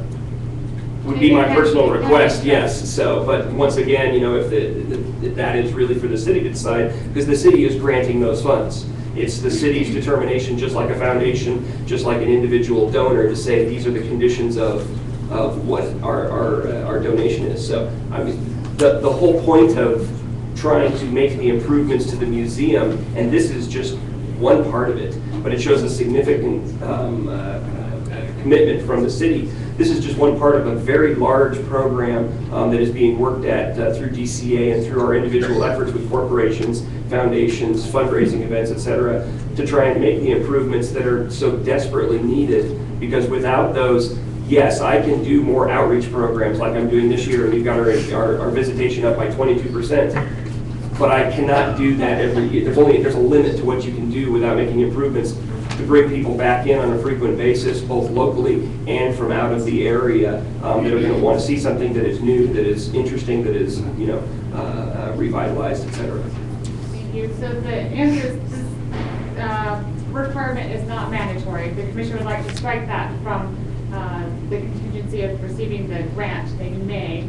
And also, the grant is contingent upon state matching funds, at least a minimum of $300,000. I understand $550,000 that the museum actually needs to upgrade the exhibits and the facilities. Depends on where you want to draw that line for the Tombaugh building. If you're just talking about the theater upgrades themselves, $298,000 takes care of the digitization of the large format screen, large format film presentations. That also includes, money for seating upgrades, things like that. Then the planetarium, which is another service that we provide out of there, and another one of the things that we promote as far as the attractions at the museum. That is about $280,000 for the digitization of the planetarium, and another over $100,000 in addition to that for the dome, because the dome needs to be reseamed and improved again, because it's also showing its age. We're lucky that our sound system is still in good condition, so we don't have to improve that at present. But then the areas surrounding the theater, those exhibits and the upgrades to that, then the numbers start to get potentially very large, with $65,000 for the classroom, over $400,000 for the exhibits around there. If we get into the camp programs and the camp simulators that we want to put in so that we can improve the offerings for both adults and students in our camp programs, that's also over a couple of $100,000. So I'm throwing a lot of numbers out there, and that's just that building. When we move up to the main building, there's a lot as well in renovations. The request going into the state right now this year is $500,000 for immediate improvements to HVAC and security at the building, and then $500,000 for exhibits, and that was going to be $500,000 a year for 3 years, and then $750,000 additionally for theater upgrades and digitization, et cetera, and Tombaugh building improvements. So, and $411,000 for personnel. So that's just this year what's going up to the state, and what the DCA is pushing as their #1 priority. Thank you. I just want to note that the digitalization upgrade of the IMAX is not what we're focused on for increasing tourism. That's why there's a contingent on matching funds from the state, because it's the state's matching funds for the upgrade of the facilities, exhibits, and simulators that will actually promote the tourism, and IMAX is actually a big proponent of that as well. It alone will not promote tourism increases. Yes, Commissioner Rarick? My comments on this is, and I like y'all's museum. It's nice up there. My brother used to work up there. But the problem I have is this would probably be the first time in New Mexico history that a city government funded a state entity. You kind of see where I'm going. We were in a meeting Friday asking state legislature for $300,000 to do some ADA improvements within the community. And then we're going to turn around and potentially we're potentially looking at giving you guys $300,000 to fund a state agency. And I just have issues with that. You know, when we passed this quality of life deal and refinanced this bond, it was to do quality of life projects for the city of Alamogordo. And I understand that the museum is in the city of Alamogordo, but the state needs to pay to fix their building. And, you know, if we give y'all $300,000 today, next year you're going to come to us and say, hey, for $300,000 more, we can get this. And then pretty soon, you know how it is. And we're setting a precedent by us funding that. And that's the only thing I have issue. I agree with her intent. I'd love to help you guys, but in the past, you know, we've started with other agencies. Oh, we only need $5,000. Okay, the next year it's $10,000. The next year it's $30,000. The next year it's $70,000. And then our budget just keeps getting higher and higher and higher every year, you know. And that's kind of where I'm at on that. And I really don't want to set that precedence. I don't want this commission to set that precedence that we fund a state agency. You know, I really feel we should all, you know, if the commission wanted to send a letter to our legislators up north and say, hey, we really want you to push to get these guys $1 million or $500,000, I mean, I'd be in favor of that, but I can't afford $300,000 of this to the museum. I just want to address that real quick. I've been sitting in on the commission meetings for the New Mexico Museum of Space History and learning of their needs. This museum has been in our community since 1983, and it was a community effort to bring it here. And since it's been here, the community's allowed it to go by the wayside. It's not our responsibility. State it's a state museum, and it's not. It's myself that put this on the agenda. I know of the needs of this museum and what potentially how it will benefit the hotels, the restaurants, the gas stations in our city, and provide a better quality of life for our citizens by increasing tourism and gross receipts tax revenues, which are needed to provide the quality of life programs that the city is already providing. And other programs that we've done for quality of life have been improvements to parks, and I love parks, but that's not going to increase our gross receipts tax revenues. It's not going to better the quality of life for citizens in a way of increasing their quality of life in the long term. So that's why I brought this before the commission today. We have an opportunity to have some leverage with the state. We can tell the state as a community, we are going to provide this grant if you provide matching funds, or I think maybe we should ask for the whole $500,000 so that the full upgrade can be given and promoted and tourism increase. Is there other commissioners that have questions or comments about? If I could just address one issue, and that's just, if you talk to people who move to cities wherever they go in the United States, and as a 20-year veteran of the United States Navy, I've lived all over this country and all over the world, they will comment on the offerings of the city as to why they liked and moved to Austin or Chicago. You know, they didn't go to Chicago for the small, they went for what was available in that city. And this is one of the things that is available in the city, and that's why I like to think of it as an asset, not just to, you know, the people who live on that side of town, but to Alamogordo, to the region, to the state of New Mexico. Personally, I look at it as an asset to the United States, you know, with what we provide as far as the history, you know, the history and people who come from all over. And one other point would be the state is who we are run by. So the state obviously needs to provide the huge lion's share because it created and it has a state museum system. But it is very difficult for me to go out to funding sources like corporations and and foundations to request money from them if I can't show that there is support from the local community as well. And that's just, not standard museum practice is not the right word in this situation, but it just makes it extremely difficult in the fundraising world to go out and see those things when their first question is, okay, well, what sort of support do you get from the community, from both membership, donations, local support, governmental or otherwise, and there really has been none historically here. This is a great opportunity with the groundswell that is occurring at the moment, and hopefully this isn't just a one-time thing with the state, for there to be support to renovate the museum because it is desperately in need of it, because capital funds, personnel funds, et cetera, have gone north of us for many, many years, and this museum has languished. You know, part of the reason why I'm here is to try and do what we're doing right now, which is to find sources of funding from everywhere. And this is one of the venues that, you know, if there's no show of support, it's difficult for the others to say, we're on board as well. have issues with cities funding, you know, it's supposed to be the other way around. Commissioner Rensler? Ed, tell me, what kind of funding have you requested from the county? I mean, they seem to be should be a partner in this, if we're going to do something like this. So I'm curious what amount. We have not gone in front of the county commission yet. We're kind of, we're in the middle of doing, right now. The last time we were here, we had the same discussion. And that was my question again, if the county would come up with, 50% of it, something like that.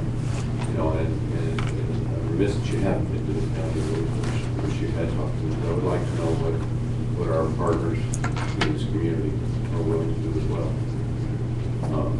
And last time we were here, were we talking $300,000? Yes. Sure. Okay. I guess it was me that was thinking something less because of the county contribution.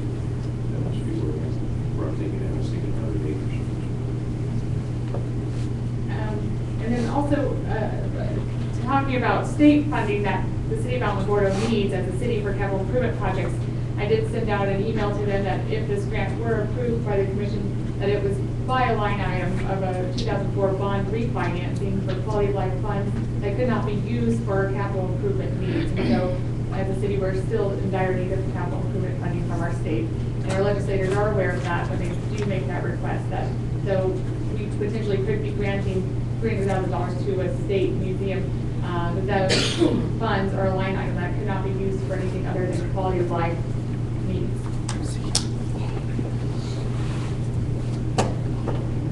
If I may, just one comment. I've been involved with the Tourism Association of New Mexico for over 7 years now. And in 2006, Sherry Maloof was one of the deputy secretaries that was ordered to do an international survey about New Mexico globally, on the internet, and internationally. Every item that was brought forward to be mentioned about the state of New Mexico was in northern New Mexico except for one, and that was the New Mexico Museum of Space History. And German citizens in Germany who came here to visit voted it the #1 museum in the world in a German periodical survey. Thank you. So the museum is our jewel here in Alamogordo, and whether, well, the commission can choose to grant it funds or not. So that's where we are now at this time of this meeting. Is there a motion either for or opposed to this grant? Mayor, Mayor Pro Tem Hernandez? I would move that we approve the grant for the $300,000 to the museum. Thank you. Would you like, as we discussed, would you like to remove the language that they would need to provide evidence of increasing tourism after the upgrade? That's your language. That was something I added. Okay. I like to put the and to you. Okay. Yeah, I don't. I mean, it's either going to work or it doesn't. So I would ask to remove it. Okay. Also, we could add that the state must match $500,000 prior to receiving this grant. I would not. As a requirement. No. I would not put that in there. We either give them the money or we don't. Is this grant going to be matched? No, it's a grant. It's a grant. I'm offering the grant as a $300,000 grant to the museum. Okay. I have a motion by Mayor Pro Tem Hernandez that we grant the quality of life funding from the 2004 quality of bond refinancing for the IMAX visualization upgrade, and that we will not require that there be a match, and we will not require that an increase in tourism be shown. Is there a second to that motion? I'll second it. I have a second by Commissioner Sykes. This may be a split vote, so I'll ask that the clerk please call the roll. Oh, I'm sorry. Before you call the roll, Mayor, I'm sorry. A little further discussion on it. And so we're voting now that there not be a required match. That is correct. That's correct. It's the $300,000 grant. That'd be required much match. more to we have a required match. Would you like to make an amendment? I'd like to amend it that we see at least 300,000 and also, 10% from the county. Your amendment to the motion is a match by the A match state.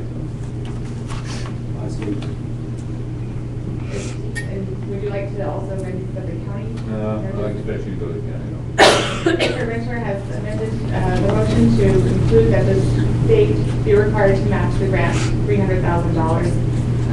I need a second to that motion. I'll second that. Thank you. I have a second by Commissioner Talbert. First, we will vote on the amended motion. Will the clerk please call the roll?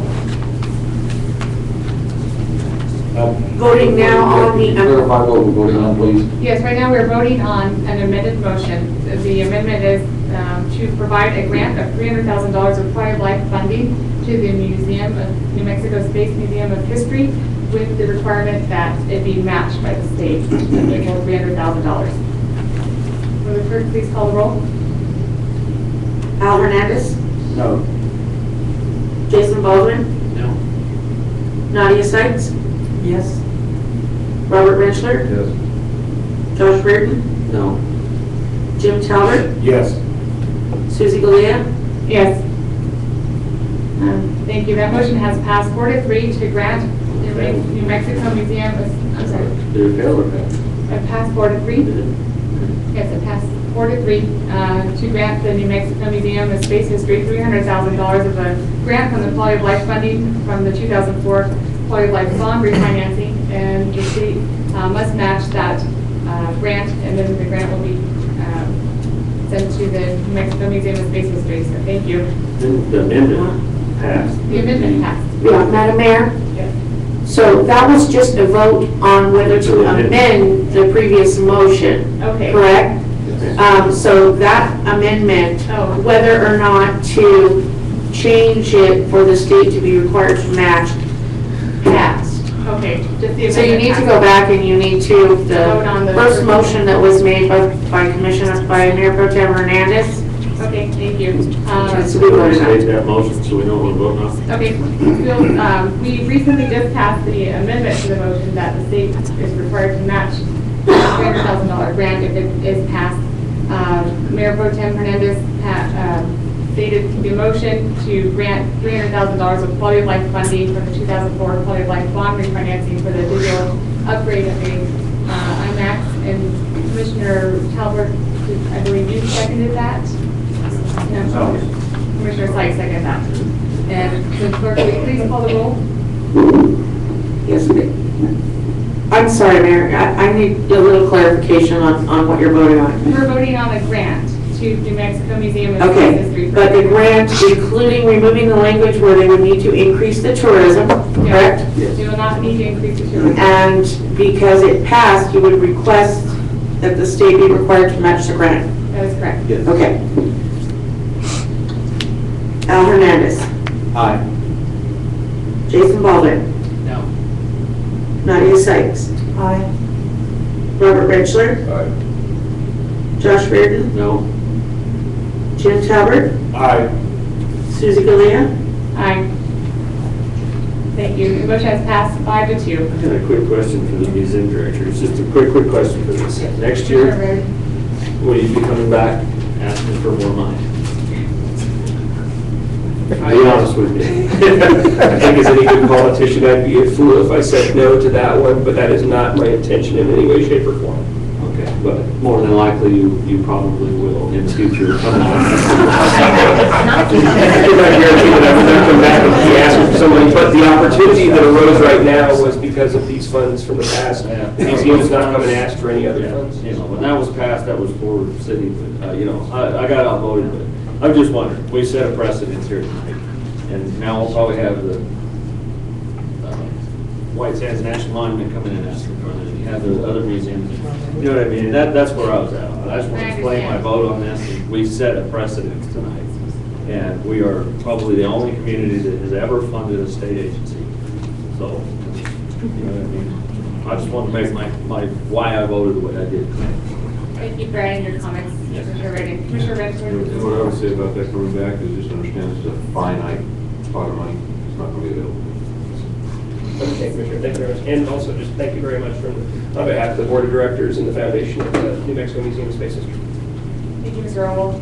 We'll move on to item number 12 on our agenda, where there are items A, B, C, and D. And after You are going to consider and act on various items for beautification incentives for commercial and residential properties in Alamogordo.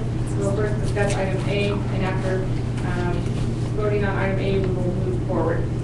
Item A is discussion of possible action to direct planning staff to work on an initiative with the Planning and Zoning Commission for Plan Alamogordo related to new development, redevelopment, and reuse within neighborhood centers and uptown areas. And there are multiple areas we can identify as neighborhood centers, such as along New York Avenue, up and down 10th Street, from West Campus to College, 1st Street, near the Walmart building, and uptown areas could be located near where the mall is, where the Mesa or Mesa Village is located. Uptown area could also include commercial lot properties off of Hamilton Road and the former Walmart building off of 54. So there, in order to incentivize these programs, I believe I would like to have the commission direct the Planning and Zoning Commission to plan Alamogordo, similar to what they have going on in El Paso. They have a plan El Paso. Yes, Commissioner Richard. You know, it seems to me like this is planning and zoning stuff. I know they've been already working on a lot of this. And I wonder. We do have our staff liaison here as well. Also have a number. Oh, thank you. Mrs. Lee is here as a member of the Planning and Zoning Commission to also address that. Honorable members on North South City Planning. The Planning and Zoning Commission has had underway now for 3 or 4 months. We are looking at the possibility of coming to you in possibly the next budget year to have the city become involved in the Main Street USA program, Main Street New Mexico program. This is a program that's run by the Economic Development Department of the City of New Mexico. At the national level, it's been in operation for 35 or so years. At the state level, it's been in operation for 25 or so years. There are between 15 and 20 communities in the state now that are actively involved in the Main Street program, including Artesia, Tetersea, Silver City, Clovis, Taos, a number of places. What particularly has attracted both the commission and staff to the Main Street USA program is that if it's an established program, and if you do it the right way, it has had a very good success rate. Now, we are announcing tonight, I guess, actually it was going to be tomorrow, but I think it's tonight now. We are scheduling an open house for next month, which is to say February. We are changing the planning and zoning normal meeting from Thursday evening, the 7th, to Wednesday evening, the 6th. We will be holding it at the Civic Center. It will be an open house for the community, for anybody who's interested in learning about the Main Street program. We will have 2 or 3 people down from the Economic Development Department to present exactly what's involved with it. One of the key points of the Main Street USA program, and one of the points they will talk about, is the importance of it is a public-private partnership. It is not strictly a city activity. In fact, it is organized under a 501c3. And it is, the leadership roles in it are taken by the private sector. We provide technical support and assistance. The state provides technical support and assistance. We provide some of the money involved in the process, but not nearly all of it. But one issue that is, and it's something that we're going to have to work out as we look through the Plan Alamogordo process, is one of the key points of Main Street USA is you pick a limited area and apply your resources to that. If you scatter your resources too widely, you end up not getting a lot done on anything. And I guess the thing I would offer as an example of that, some of you may be familiar with T&C. Their Main Street program only addresses what you would call historical downtown truth and consequences. At the time they went into that market, they looked at going out the new stretch of development that goes out toward I-25 where Walmart is and all of that. And the Main Street program, that was too wide in scope for them to handle within that program. So, which part of town will actually address, that's a question that has to be addressed down the road in the program. I just want to state, thank you for explaining to the commission more about what Main Street, New Mexico will be, but this is something that can be done in addition to Main Street.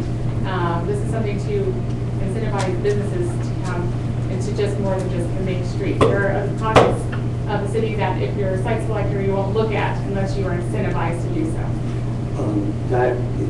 Those statements are true. However, both programs cost money. Yes. And I don't want that to get overlooked. Mayor, can I say a couple things here on this? Pamela Lee, I just said that. Pamela Lee, Planning and Zoning Commission, and here, speaking on behalf of the Planning and Zoning Commission, I've talked to the majority of our members today, and also to our chair, and I've been authorized to come here and speak to this. The concern, I guess, that we have, and it hasn't been sorted out yet, is how all four of these measures, I'm speaking to all four of them, how they relate to what we're doing on our own. One of the things that we already have undertaken, as Mark mentioned, is the Main Street program. We hope to have that in process and working in the city. And the best thing about that is it doesn't necessarily cost the city a lot of money. I mean, you make decisions, but the business community itself ultimately has to come up with funding, and the program helps them identify ways that they can get fundraising done. So the fact that we would initially incentivize people or businesses by giving them tax relief from the gross receipts tax may not be necessary. What we're concerned is that we don't want to be going in too many different directions until we've sorted out the best direction to go. It may include programs that involve incentives.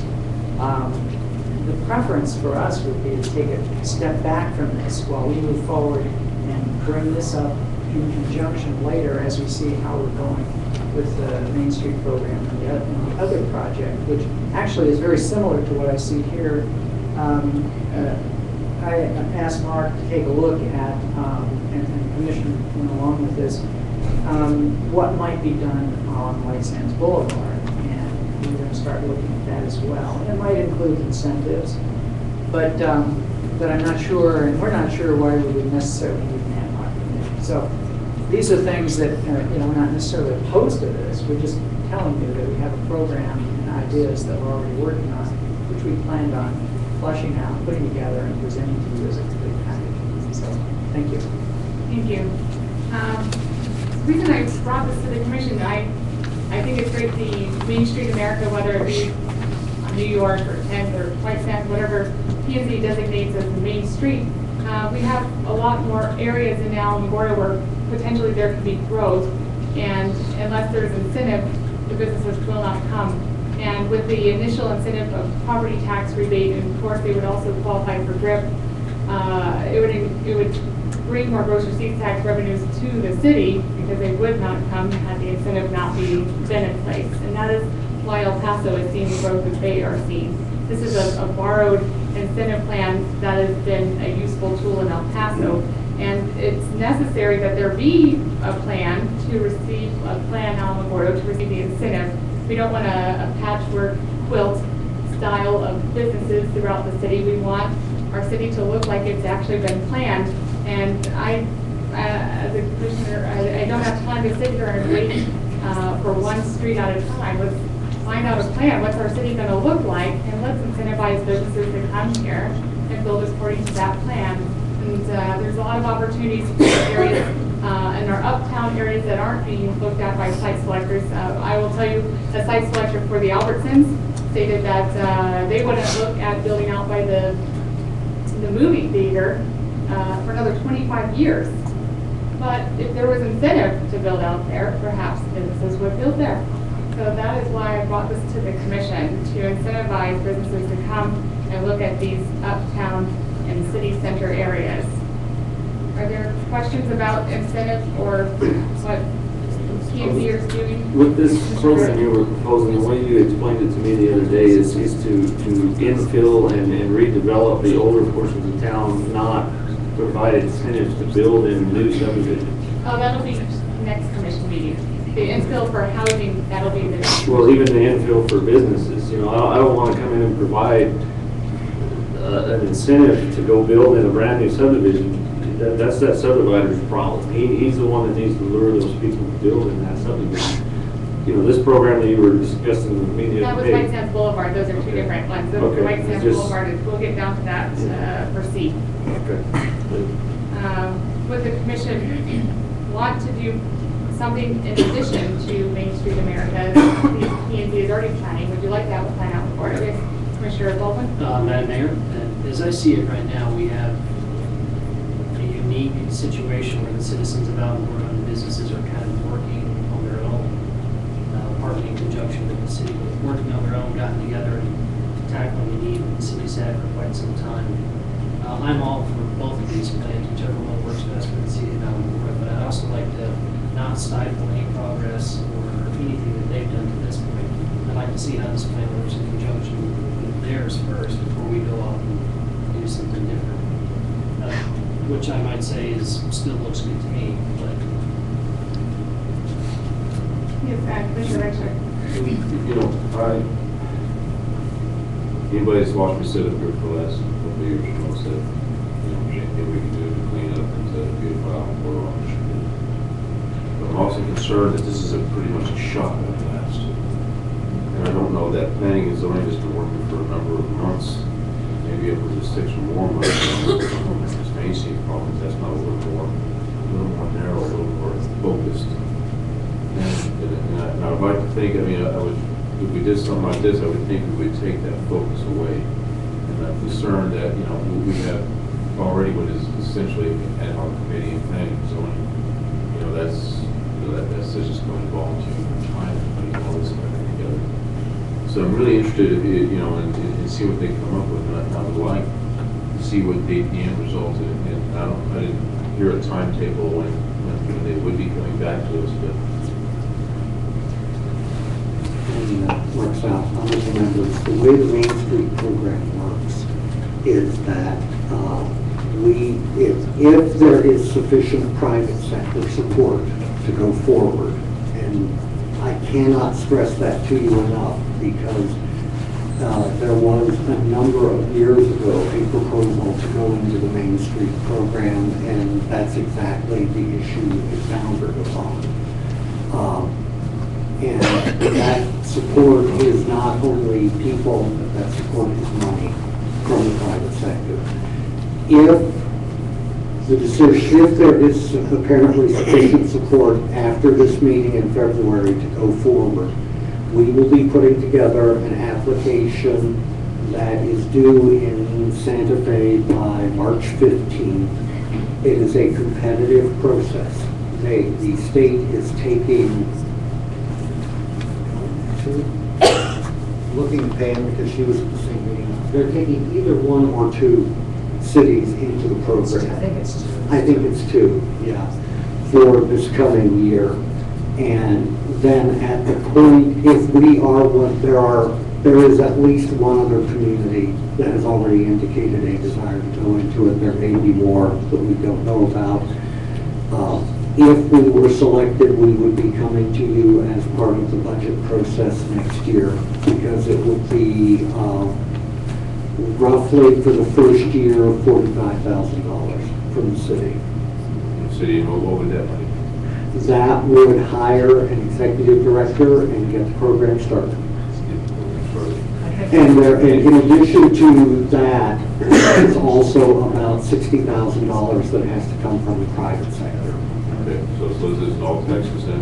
And you said you were having a meeting February 6th, I believe you said? Yes, that's correct. Is that correct? And it's economic development in, say, the state of New Mexico, we see John Brill, or who's coming down from? Actually, the people from the Main Street program, Rich Williams is the director of that program, and he'll be down, and a couple of his folks will be down. And then, by that point in time, you expect to have the input from the targeted areas of the city?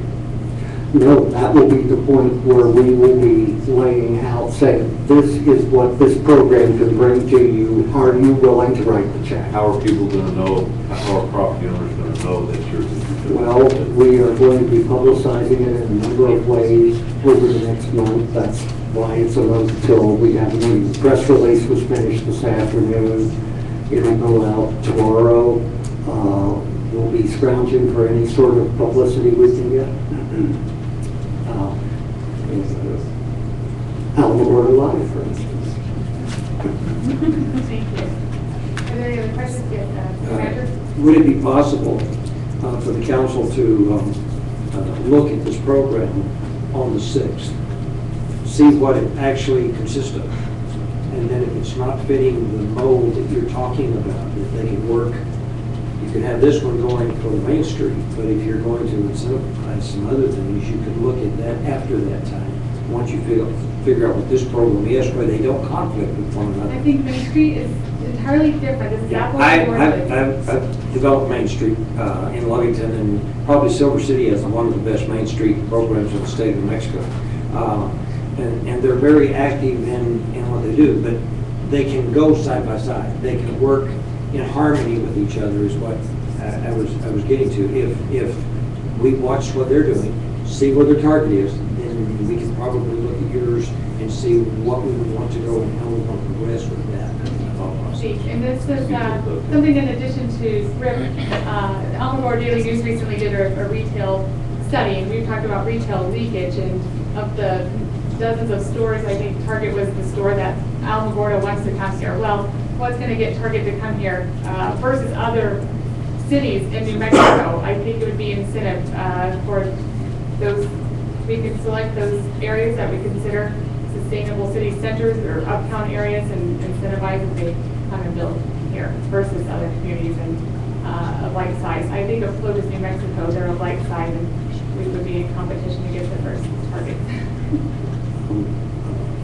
I agree with the city manager and with you that there's no reason that moving forward on one track precludes moving forward on both tracks. We can do more than one thing at a time. So again, my only concern is ultimately it's going to come down to money, and you may have to make some rather hard decisions about do we spend here or do we spend here. We wouldn't be spending, for example, this is for new development in city centers, this is property tax rebate up to a certain amount of time. And if the property doesn't come, there would never be property tax in the first place. And should the property come, there'd be a large number of gross receipts tax revenues increase. Are there questions? Are we going to table this item until after planning and zoning comes up with their direction for city centers? And Mayor, I would move that we table this and Thank you. I have a motion by Commissioner Rentschler and a second by Commissioner Reardon that we table this item until we hear more from our Planning and Zoning Commission regarding their direction for the Main Street New Mexico, or is that Main Street America? Main Street USA. Main Street USA. By your leave, we will plan to bring this back to you at your second meeting in February. The first meeting in February is the day before our meeting, so we just plan to have it as much as possible. Thank you. So we will be tabling this item A under 12. All those in favor say aye. Aye. Any opposed, nay? Thank you. We are past that motion 7-0. Item B is something that works, it's different than planning and zoning. It has to do entirely with beautification and incentive for beautification. It has nothing to do with zoning. It's discussion and possible action to appoint an ad hoc committee as the White Sands Boulevard Beautification Advisory Committee that will define beautification required to receive the incentive assigned to commercial and residential properties between Panorama Boulevard and Scenic Drive. And I didn't want to take away from what CNC is doing and what their focus is, and that's why there would be a separate short-term committee that would establish the definition of what beautiful is, and then from that point, we can then incentivize that on a multi-tier program. And beautification, it could be many things, but I think it would be best if we had a committee where each commissioner, each of the 7 of us could appoint one person from our district or throughout the city to define beautification with this committee, and then whatever it be, whether it be planting a certain kind of tree. I don't know if you have noticed there's a lot of dead palm trees, mostly by Sonic. A lot of people would like to see more cottonwoods, because we have a cottonwood festival every year, but you don't see too many cottonwood trees. There's just so many ideas of what beautification is, and that's why I would like the commission to consider putting an ad hoc committee for white sand beautification, the definition thereof, and then we can create an incentive program, whether the incentive be for painting or resurfacing buildings or something. I'm not sure what the definition of beautification would be for White Sands Boulevard. That's why I would like to appoint this committee. Well, this is your idea of beautification and my idea and Robert's, and it's all going to vary. We actually looked at a beautification ordinance at one time before, I think. I don't want to be an ordinance. I want it to be an incentive. It was an ordinance with incentives, and it was just very difficult to define, because like I say, what I think looks good, Al might not think looks good, you know what I mean, or Nadia might not. It was that one was a real touchy situation. I agree with you, we need to do something, because White Sands is the ugliest street I've ever seen. But, you know, whenever, actually, it was Commissioner Rance that brought it up, and I've lived here so long, I drive by and I don't see it. You know, I don't even pay any attention to it. And after Commissioner Rance had brought it up, you know, I started opening my eyes and looking at it. It's like, man, maybe some of this stuff is pretty ugly, you know, and it is. So, but I don't know. I just going around and telling people how their buildings have to look. I think we're going to be fighting an uphill battle. I don't want to tell someone how their building has to look by ordinance. I want to incentivize, should they paint their building, should they add more shrubbery or trees, they would receive an incentive. And beautification in Alamogordo might not be beautification in Santa Fe. What does Alamogordo beautiful look like? And that is why this committee would be so important. Yes, Mayor Pro Tem Hernandez. I actually, on the other hand, one of the things that I see, and we have another one fixing to pop up, is these dollar stores that come in and build the cheapest building they can build. They put a fascia on it, and that's it. And we have, I can't even count on both hands, I don't think anymore.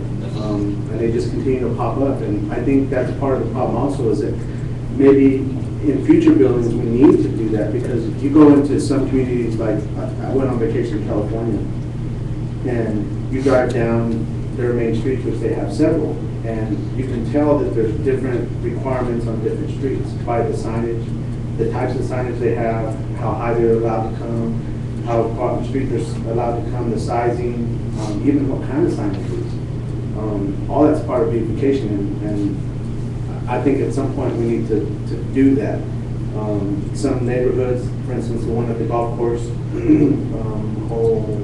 is that, 10? Yeah, Tres Lagos. I mean, those are all required, and the houses almost all look the same.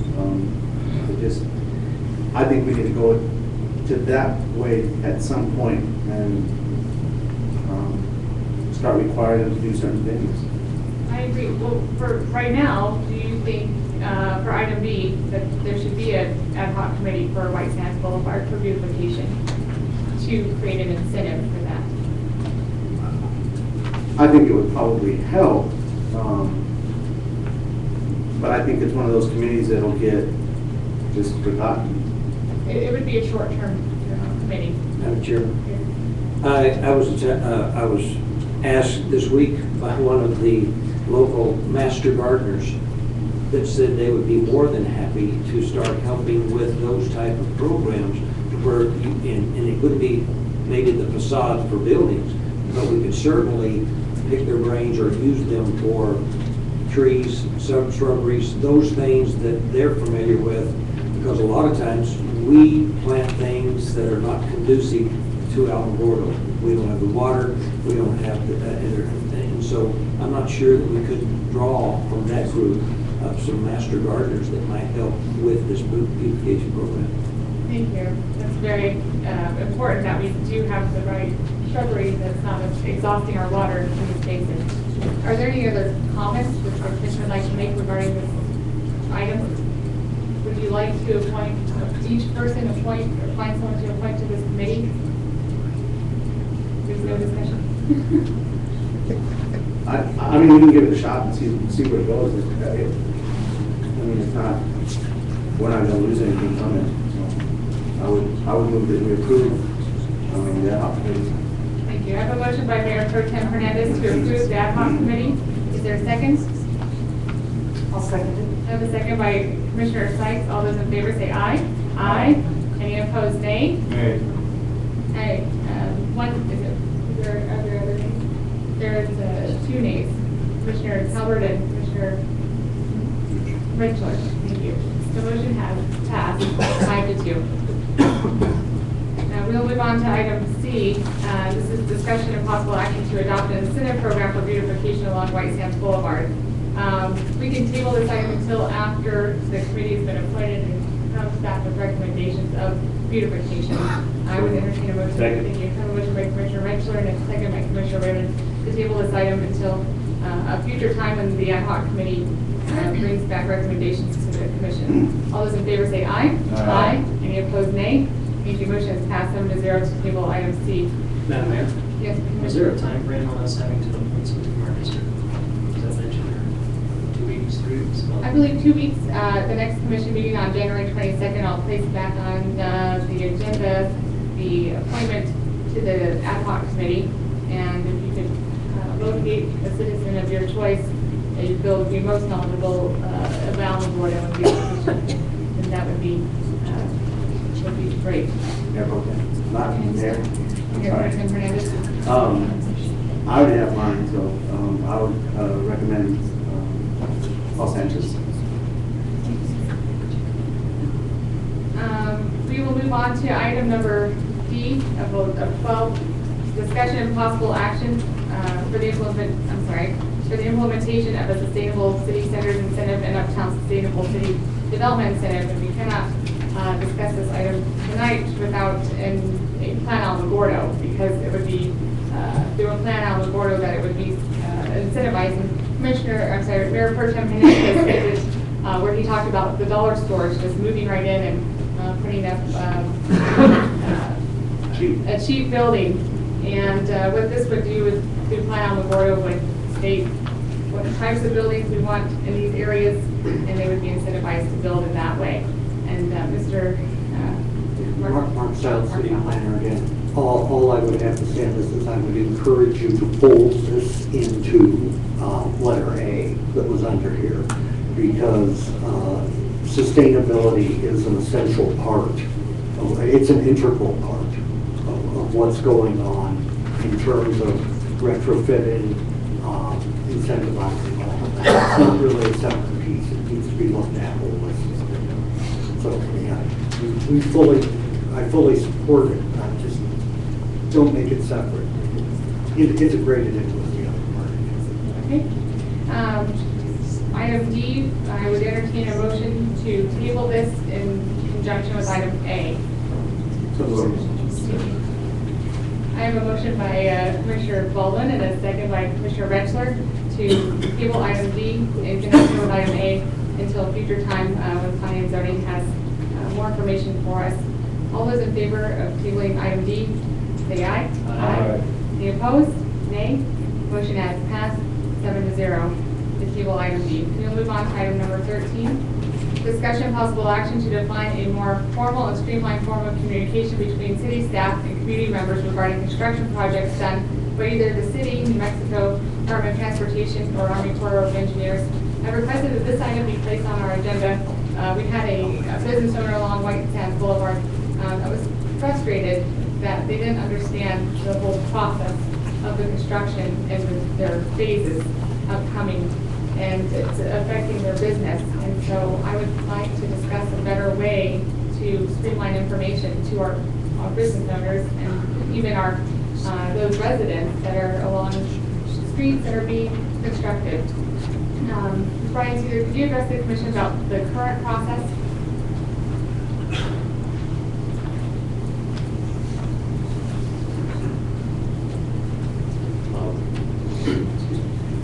what you're speaking about is the Army Corps of Engineers Phase 5 for the McKinley Channel.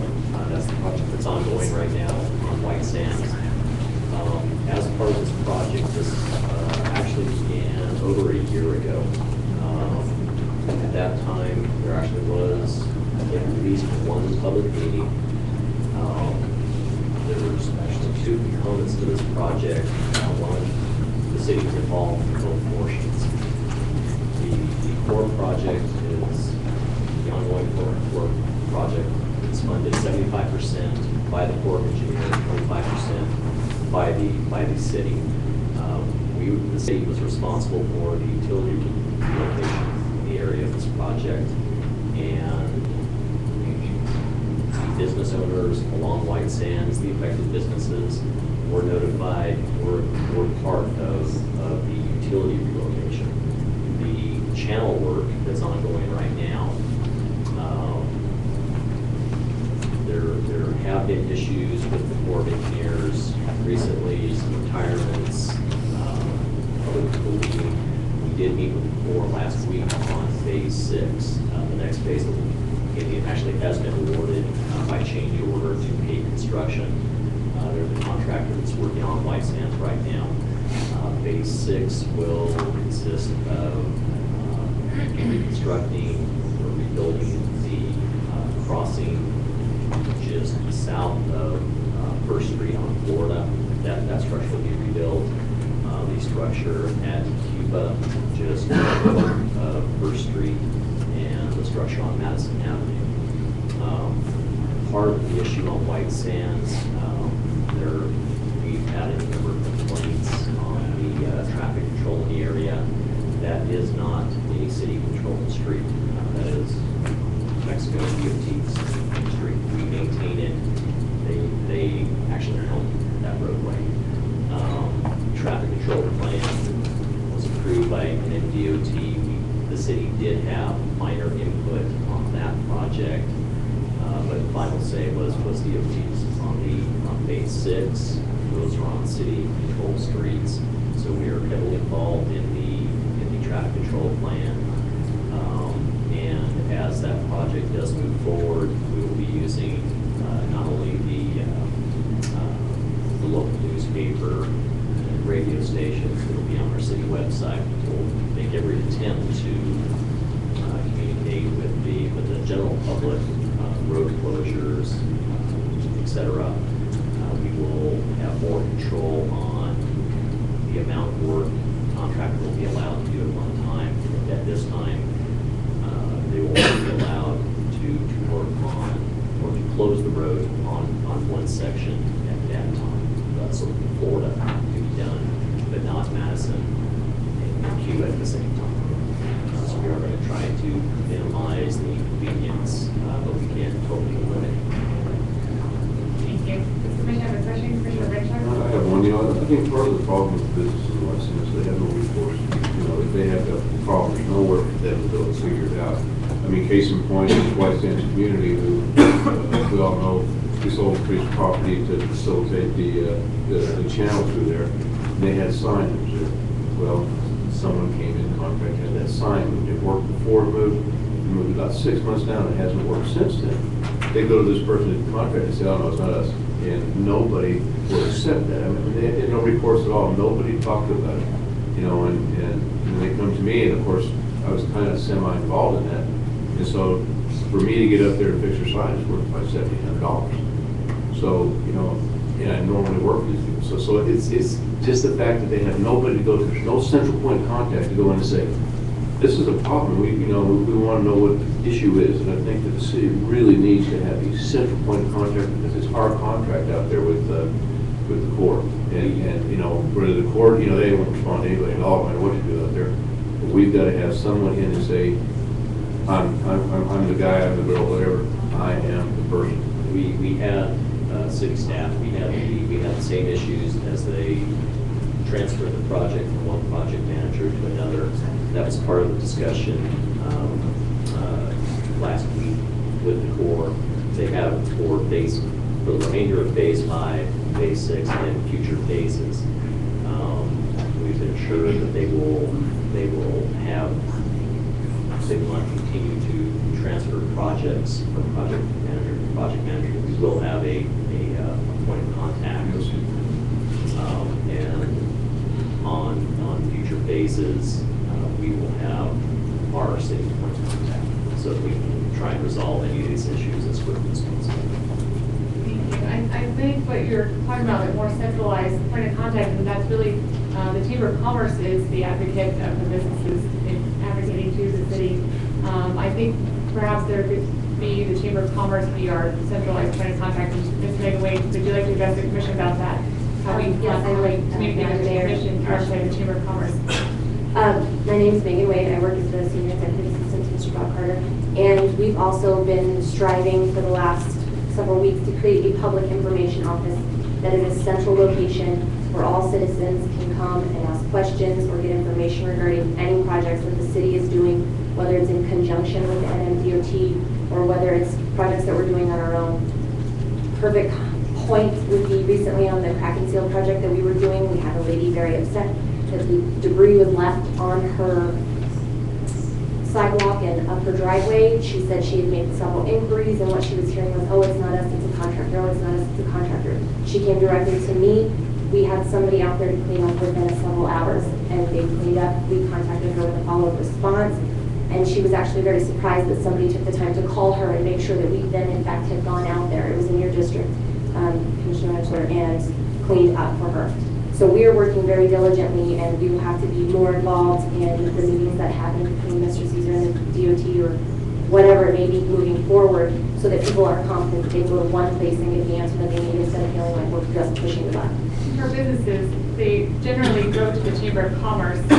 How do you communicate to the Chamber of Commerce, these are our projects? Excuse me, right now we are attending several of the meetings. We go to the Transportation Committee meeting that happens on the last Friday of every month. We're also heavily involved in the 7 a.m. Business Impact and Government Relations meetings. We're making it a point to really be the face out in a lot of external meetings that are happening throughout the community, not just the Chamber, but at the Otero County Health Council. If we get an invite, I'm always there. So that's a big push. That's something that's going to change here. And we've started with our own meetings. We had a fireside chat today, and these are some perfect topics that we have brought to the table and that we'd like to take to the next one. All they have to do is call the city manager's office and they'll get Megan and the process will start. Commissioner Talbert? I think I'm seeing things backwards here. The situation that we're discussing is action to make a more formal communication. And everything I'm hearing is the businessman has to go here, the businessman has to go there. I think it would be interesting for the Chamber of Commerce or somebody in the city associated with the project to go to the business and say, this is what's going to happen, without making a requirement for the businessman to have to go to that meeting that he may or may not know about, or he may or may not be able to go to. So if we're going to communicate, we've got to communicate by going out to them and saying, this is what's going to happen, and a rough time frame. I realize that the exact time frame is virtually impossible, but like the gentleman from McDonald's made the comment that he had to let people go, and he didn't know about it until after the fact. So I think we need to go the other way. Commissioner Talbot, you're exactly right. This is the follow-up that we're trying to do, where people don't know where to go after the fact. What we plan on doing is when projects are put in place, we need to make every effort to let every business person and every homeowner on that project know what we're doing, when we're going to do it, give them timetables, and have a dialogue with them where they know exactly what the process is. Then when this starts happening, if people don't know, then we want you to be able to call the city manager's office, and then we have a follow-up with them. But you're exactly right. On the front end, that's got to be the #1 priority. Mayor, my name is Leona St. Louis, Alamogordolive.net. And my contract was in place before you came in, Mr. Carter. And according to my contract, actually, I have already stated that I would supply the information that is given to me for the public to know. I can also, I have access to be able to put it on the local Christian TV channel, and as well as have a rolling line of things that are going on within the community, and that hasn't been utilized yet. Also, part of my contract is I stated that I can do live streams and videos that can be used on the city website as well as on Alamogordolive and Facebook, which we do have a very big following. And actually, I had talked to someone in the chamber, and they actually said that we were getting more hits than they were, which was actually kind of cool. But we do have that available. It's the not communicating thing. You know, I'm available, but it has to come to me. That was part of the thing. I have an email, and the only thing that I've ever been emailed is the information about when the city commission meeting is. And I know that when I see stuff going on, there was a gas leak on Delaware and First Street the other day, and I was actually on location, and I tweeted it right away and let hundreds of people know that it was dangerous and that they were blocking off the road. Whereas, somebody could have called, and I could have put that out right away. So that's something that I'm available for. I can videotape, I can put that stuff up. It will be on local TV, and just utilize me because that's part of my contract. That's what I'm here for. Thank you for reminding us of your contract, and I appreciate that. And as the city manager said, please call Megan Wade and we can find out a way to get you both.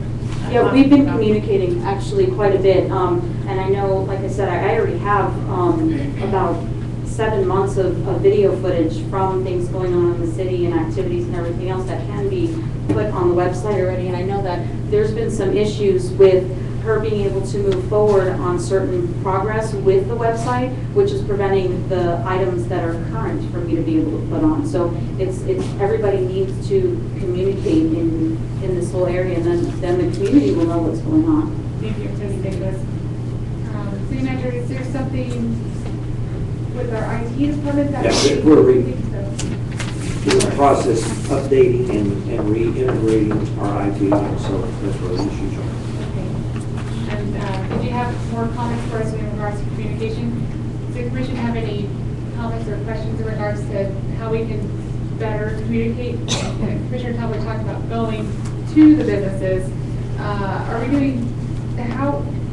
we sending out letters to every business and every residential person that is affected by construction? Or are we knocking on their door? We're talking about the core project, phase 5, eventually phase 6. In phase 5, a letter was sent out to every affected business or every affected property on White Sands, notifying them of the public gate. It was also, I believe, published in the local paper. Very small amount. For our city projects. Did Mr. Ramsey not receive this letter then? It was sent to every property.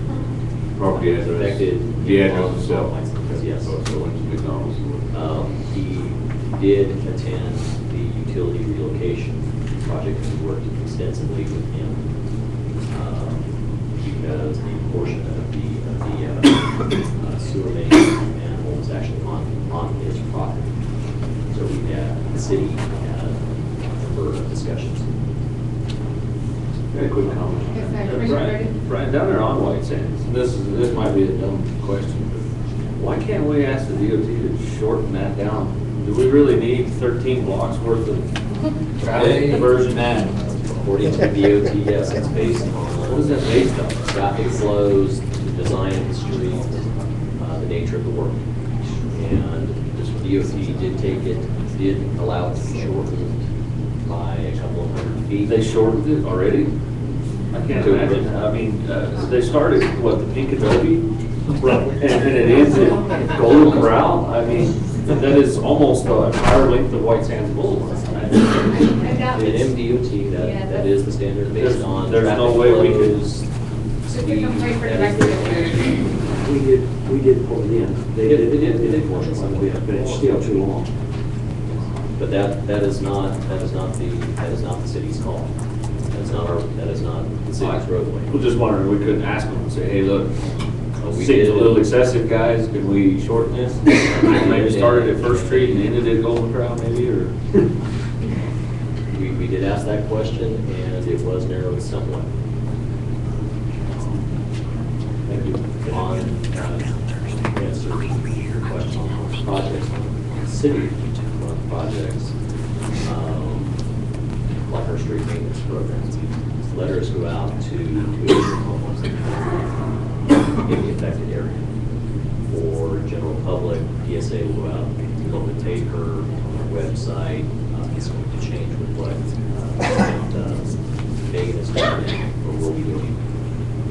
So there will be more notice going out, but every property owner on a city project is notified. Thank you. I think Mrs. Megan Wade answered my question when we talk about getting more information out to the public. And the city website's being upgraded, and Alamogordolive.net is definitely an avenue that the city could utilize, as well as the Chamber of Commerce. And so that there's 3 different locations and websites that community members can look for information. I think that's very positive. Does the commission have any more questions or comments at this time? City Manager? One other thing that we are starting to do is, if you've noticed, we have the great big electronic sign at the Willie Estrada building. We're going to start advertising things like that on that, also as a update, meetings, events, things that are going on, to see if we can't do a better job advertising. Thank you. No action, I think, is needed unless the commission would like to take action or give direction for this item. At this time, I do not think that any action is required. We'll move forward. On to item number 14, to consider and act upon a letter of support for the New Generation Biomass LLC for the Black Bear Biomass Energy Facility. A request of the city by the Black Bear Biomass has been that the city provide a letter of support for them. And so this is coming before the commission to approve or not approve the letter of support of this large biomass facility coming into our community. And this will be located off the Loose Gate Road, and it'll be on the Holman Air Force Base property. But they do need the support of the city. They will be utilizing about 500,000 gallons of water a day from Holman Air Force Base. But Holman Air Force Base doesn't determine any water from the city. We got water to give to Holman Air Force Base. Yeah, Holman Air Force Base has plenty of water to give to the biomass. You can see in the information we have in our agenda report that this would create 80 full-time jobs, and construction labor to build the project would be about 300. It's an investment of $70 million of private investment, and they're not requesting any money for the letter of support. What is the outcome of the plant? What are they putting, what are they producing? They're going to be burning. They have a contract with the U.S. Forest Service to remove a lot of debris from the forest, and they can even burn our dry cake from our wastewater treatment plant, and they're going to be producing energy. They'll be burning it and using a distilled steam method to produce energy. Make a motion that we send a letter of support. Thank you. I have a motion by Commissioner Talbert to send the letter of support. Do I have a second? Second. I have a second by Mayor Pro Tem Hernandez. All those in favor say aye. Aye. Any opposed, nay? Thank you. Motion has passed 7-0 to send a letter of support for the Black Bear Biomass Energy Facility. And next on our agenda is item number 15, appointments to boards and committees. And there's 2 appointments I'll be making tonight on the Planning and Zoning Board. I'll be appointing Mr. Eddie Kemp, and then also to the Mayor's Committee on Aging, Mr. David Day. And those are all the appointments that will be made this evening. Does the Commission have any questions in regards to boards and committees at this time? We will move forward into our unscheduled communications, where members of the community may address the Commission at this time regarding any item they would like to speak on. Are there any unscheduled communications from members of the community at this time? If not, is there a speak to?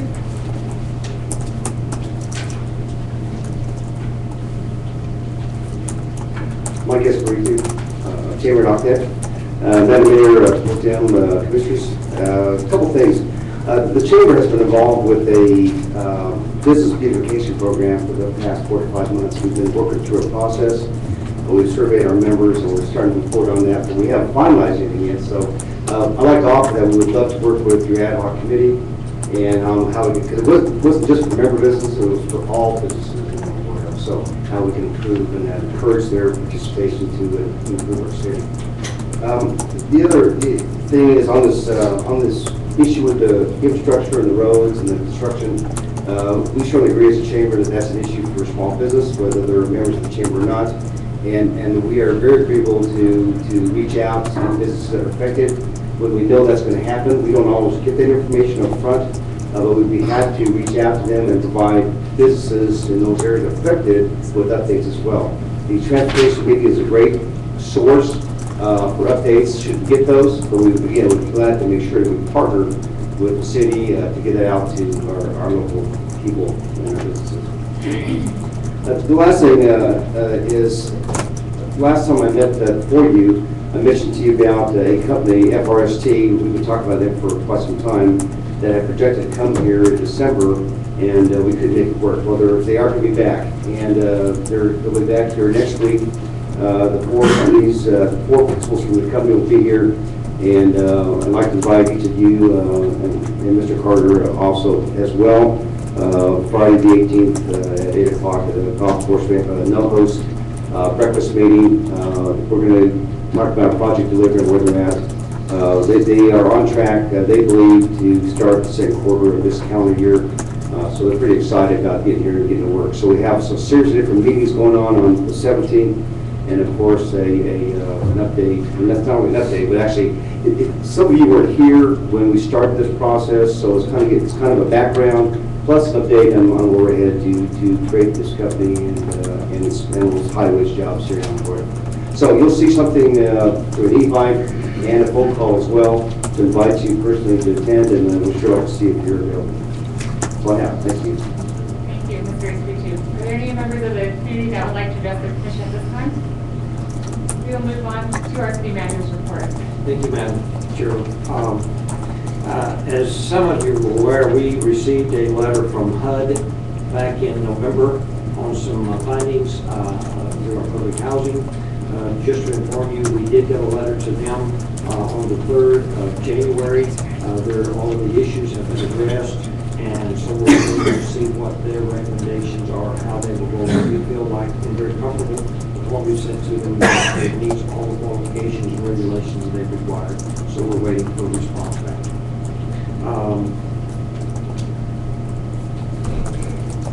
I got a comment on that. With the housing authority and all of that, is it possible to maybe bring back the option to the commission maybe in the next meeting to look at giving it back to the state and us not even having to deal with it? It seems like it creates a lot of issues within the city.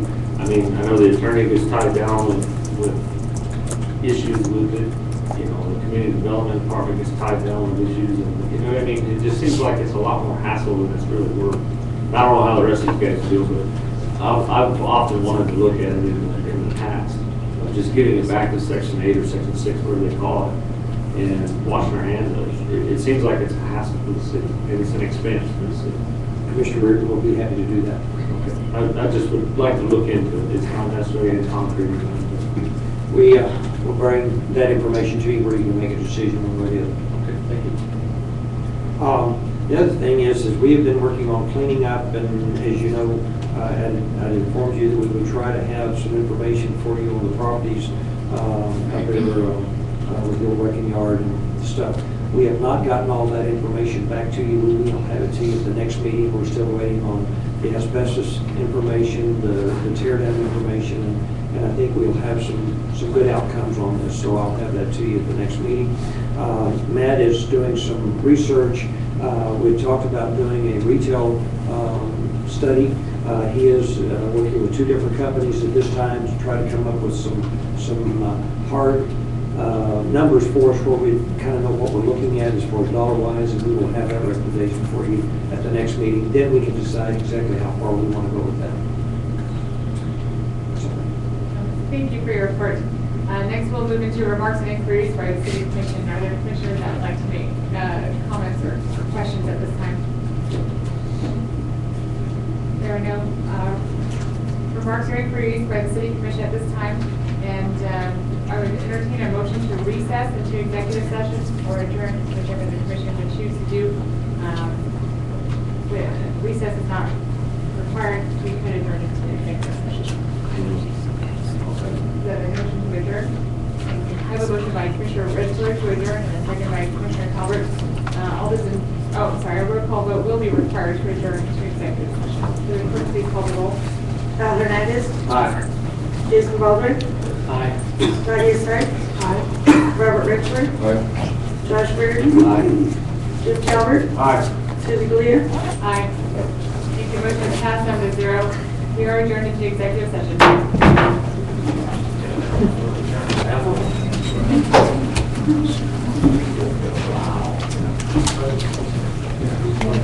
I sent her an email. I told her I sent her. Turn this off. My wife gives her $140 a month.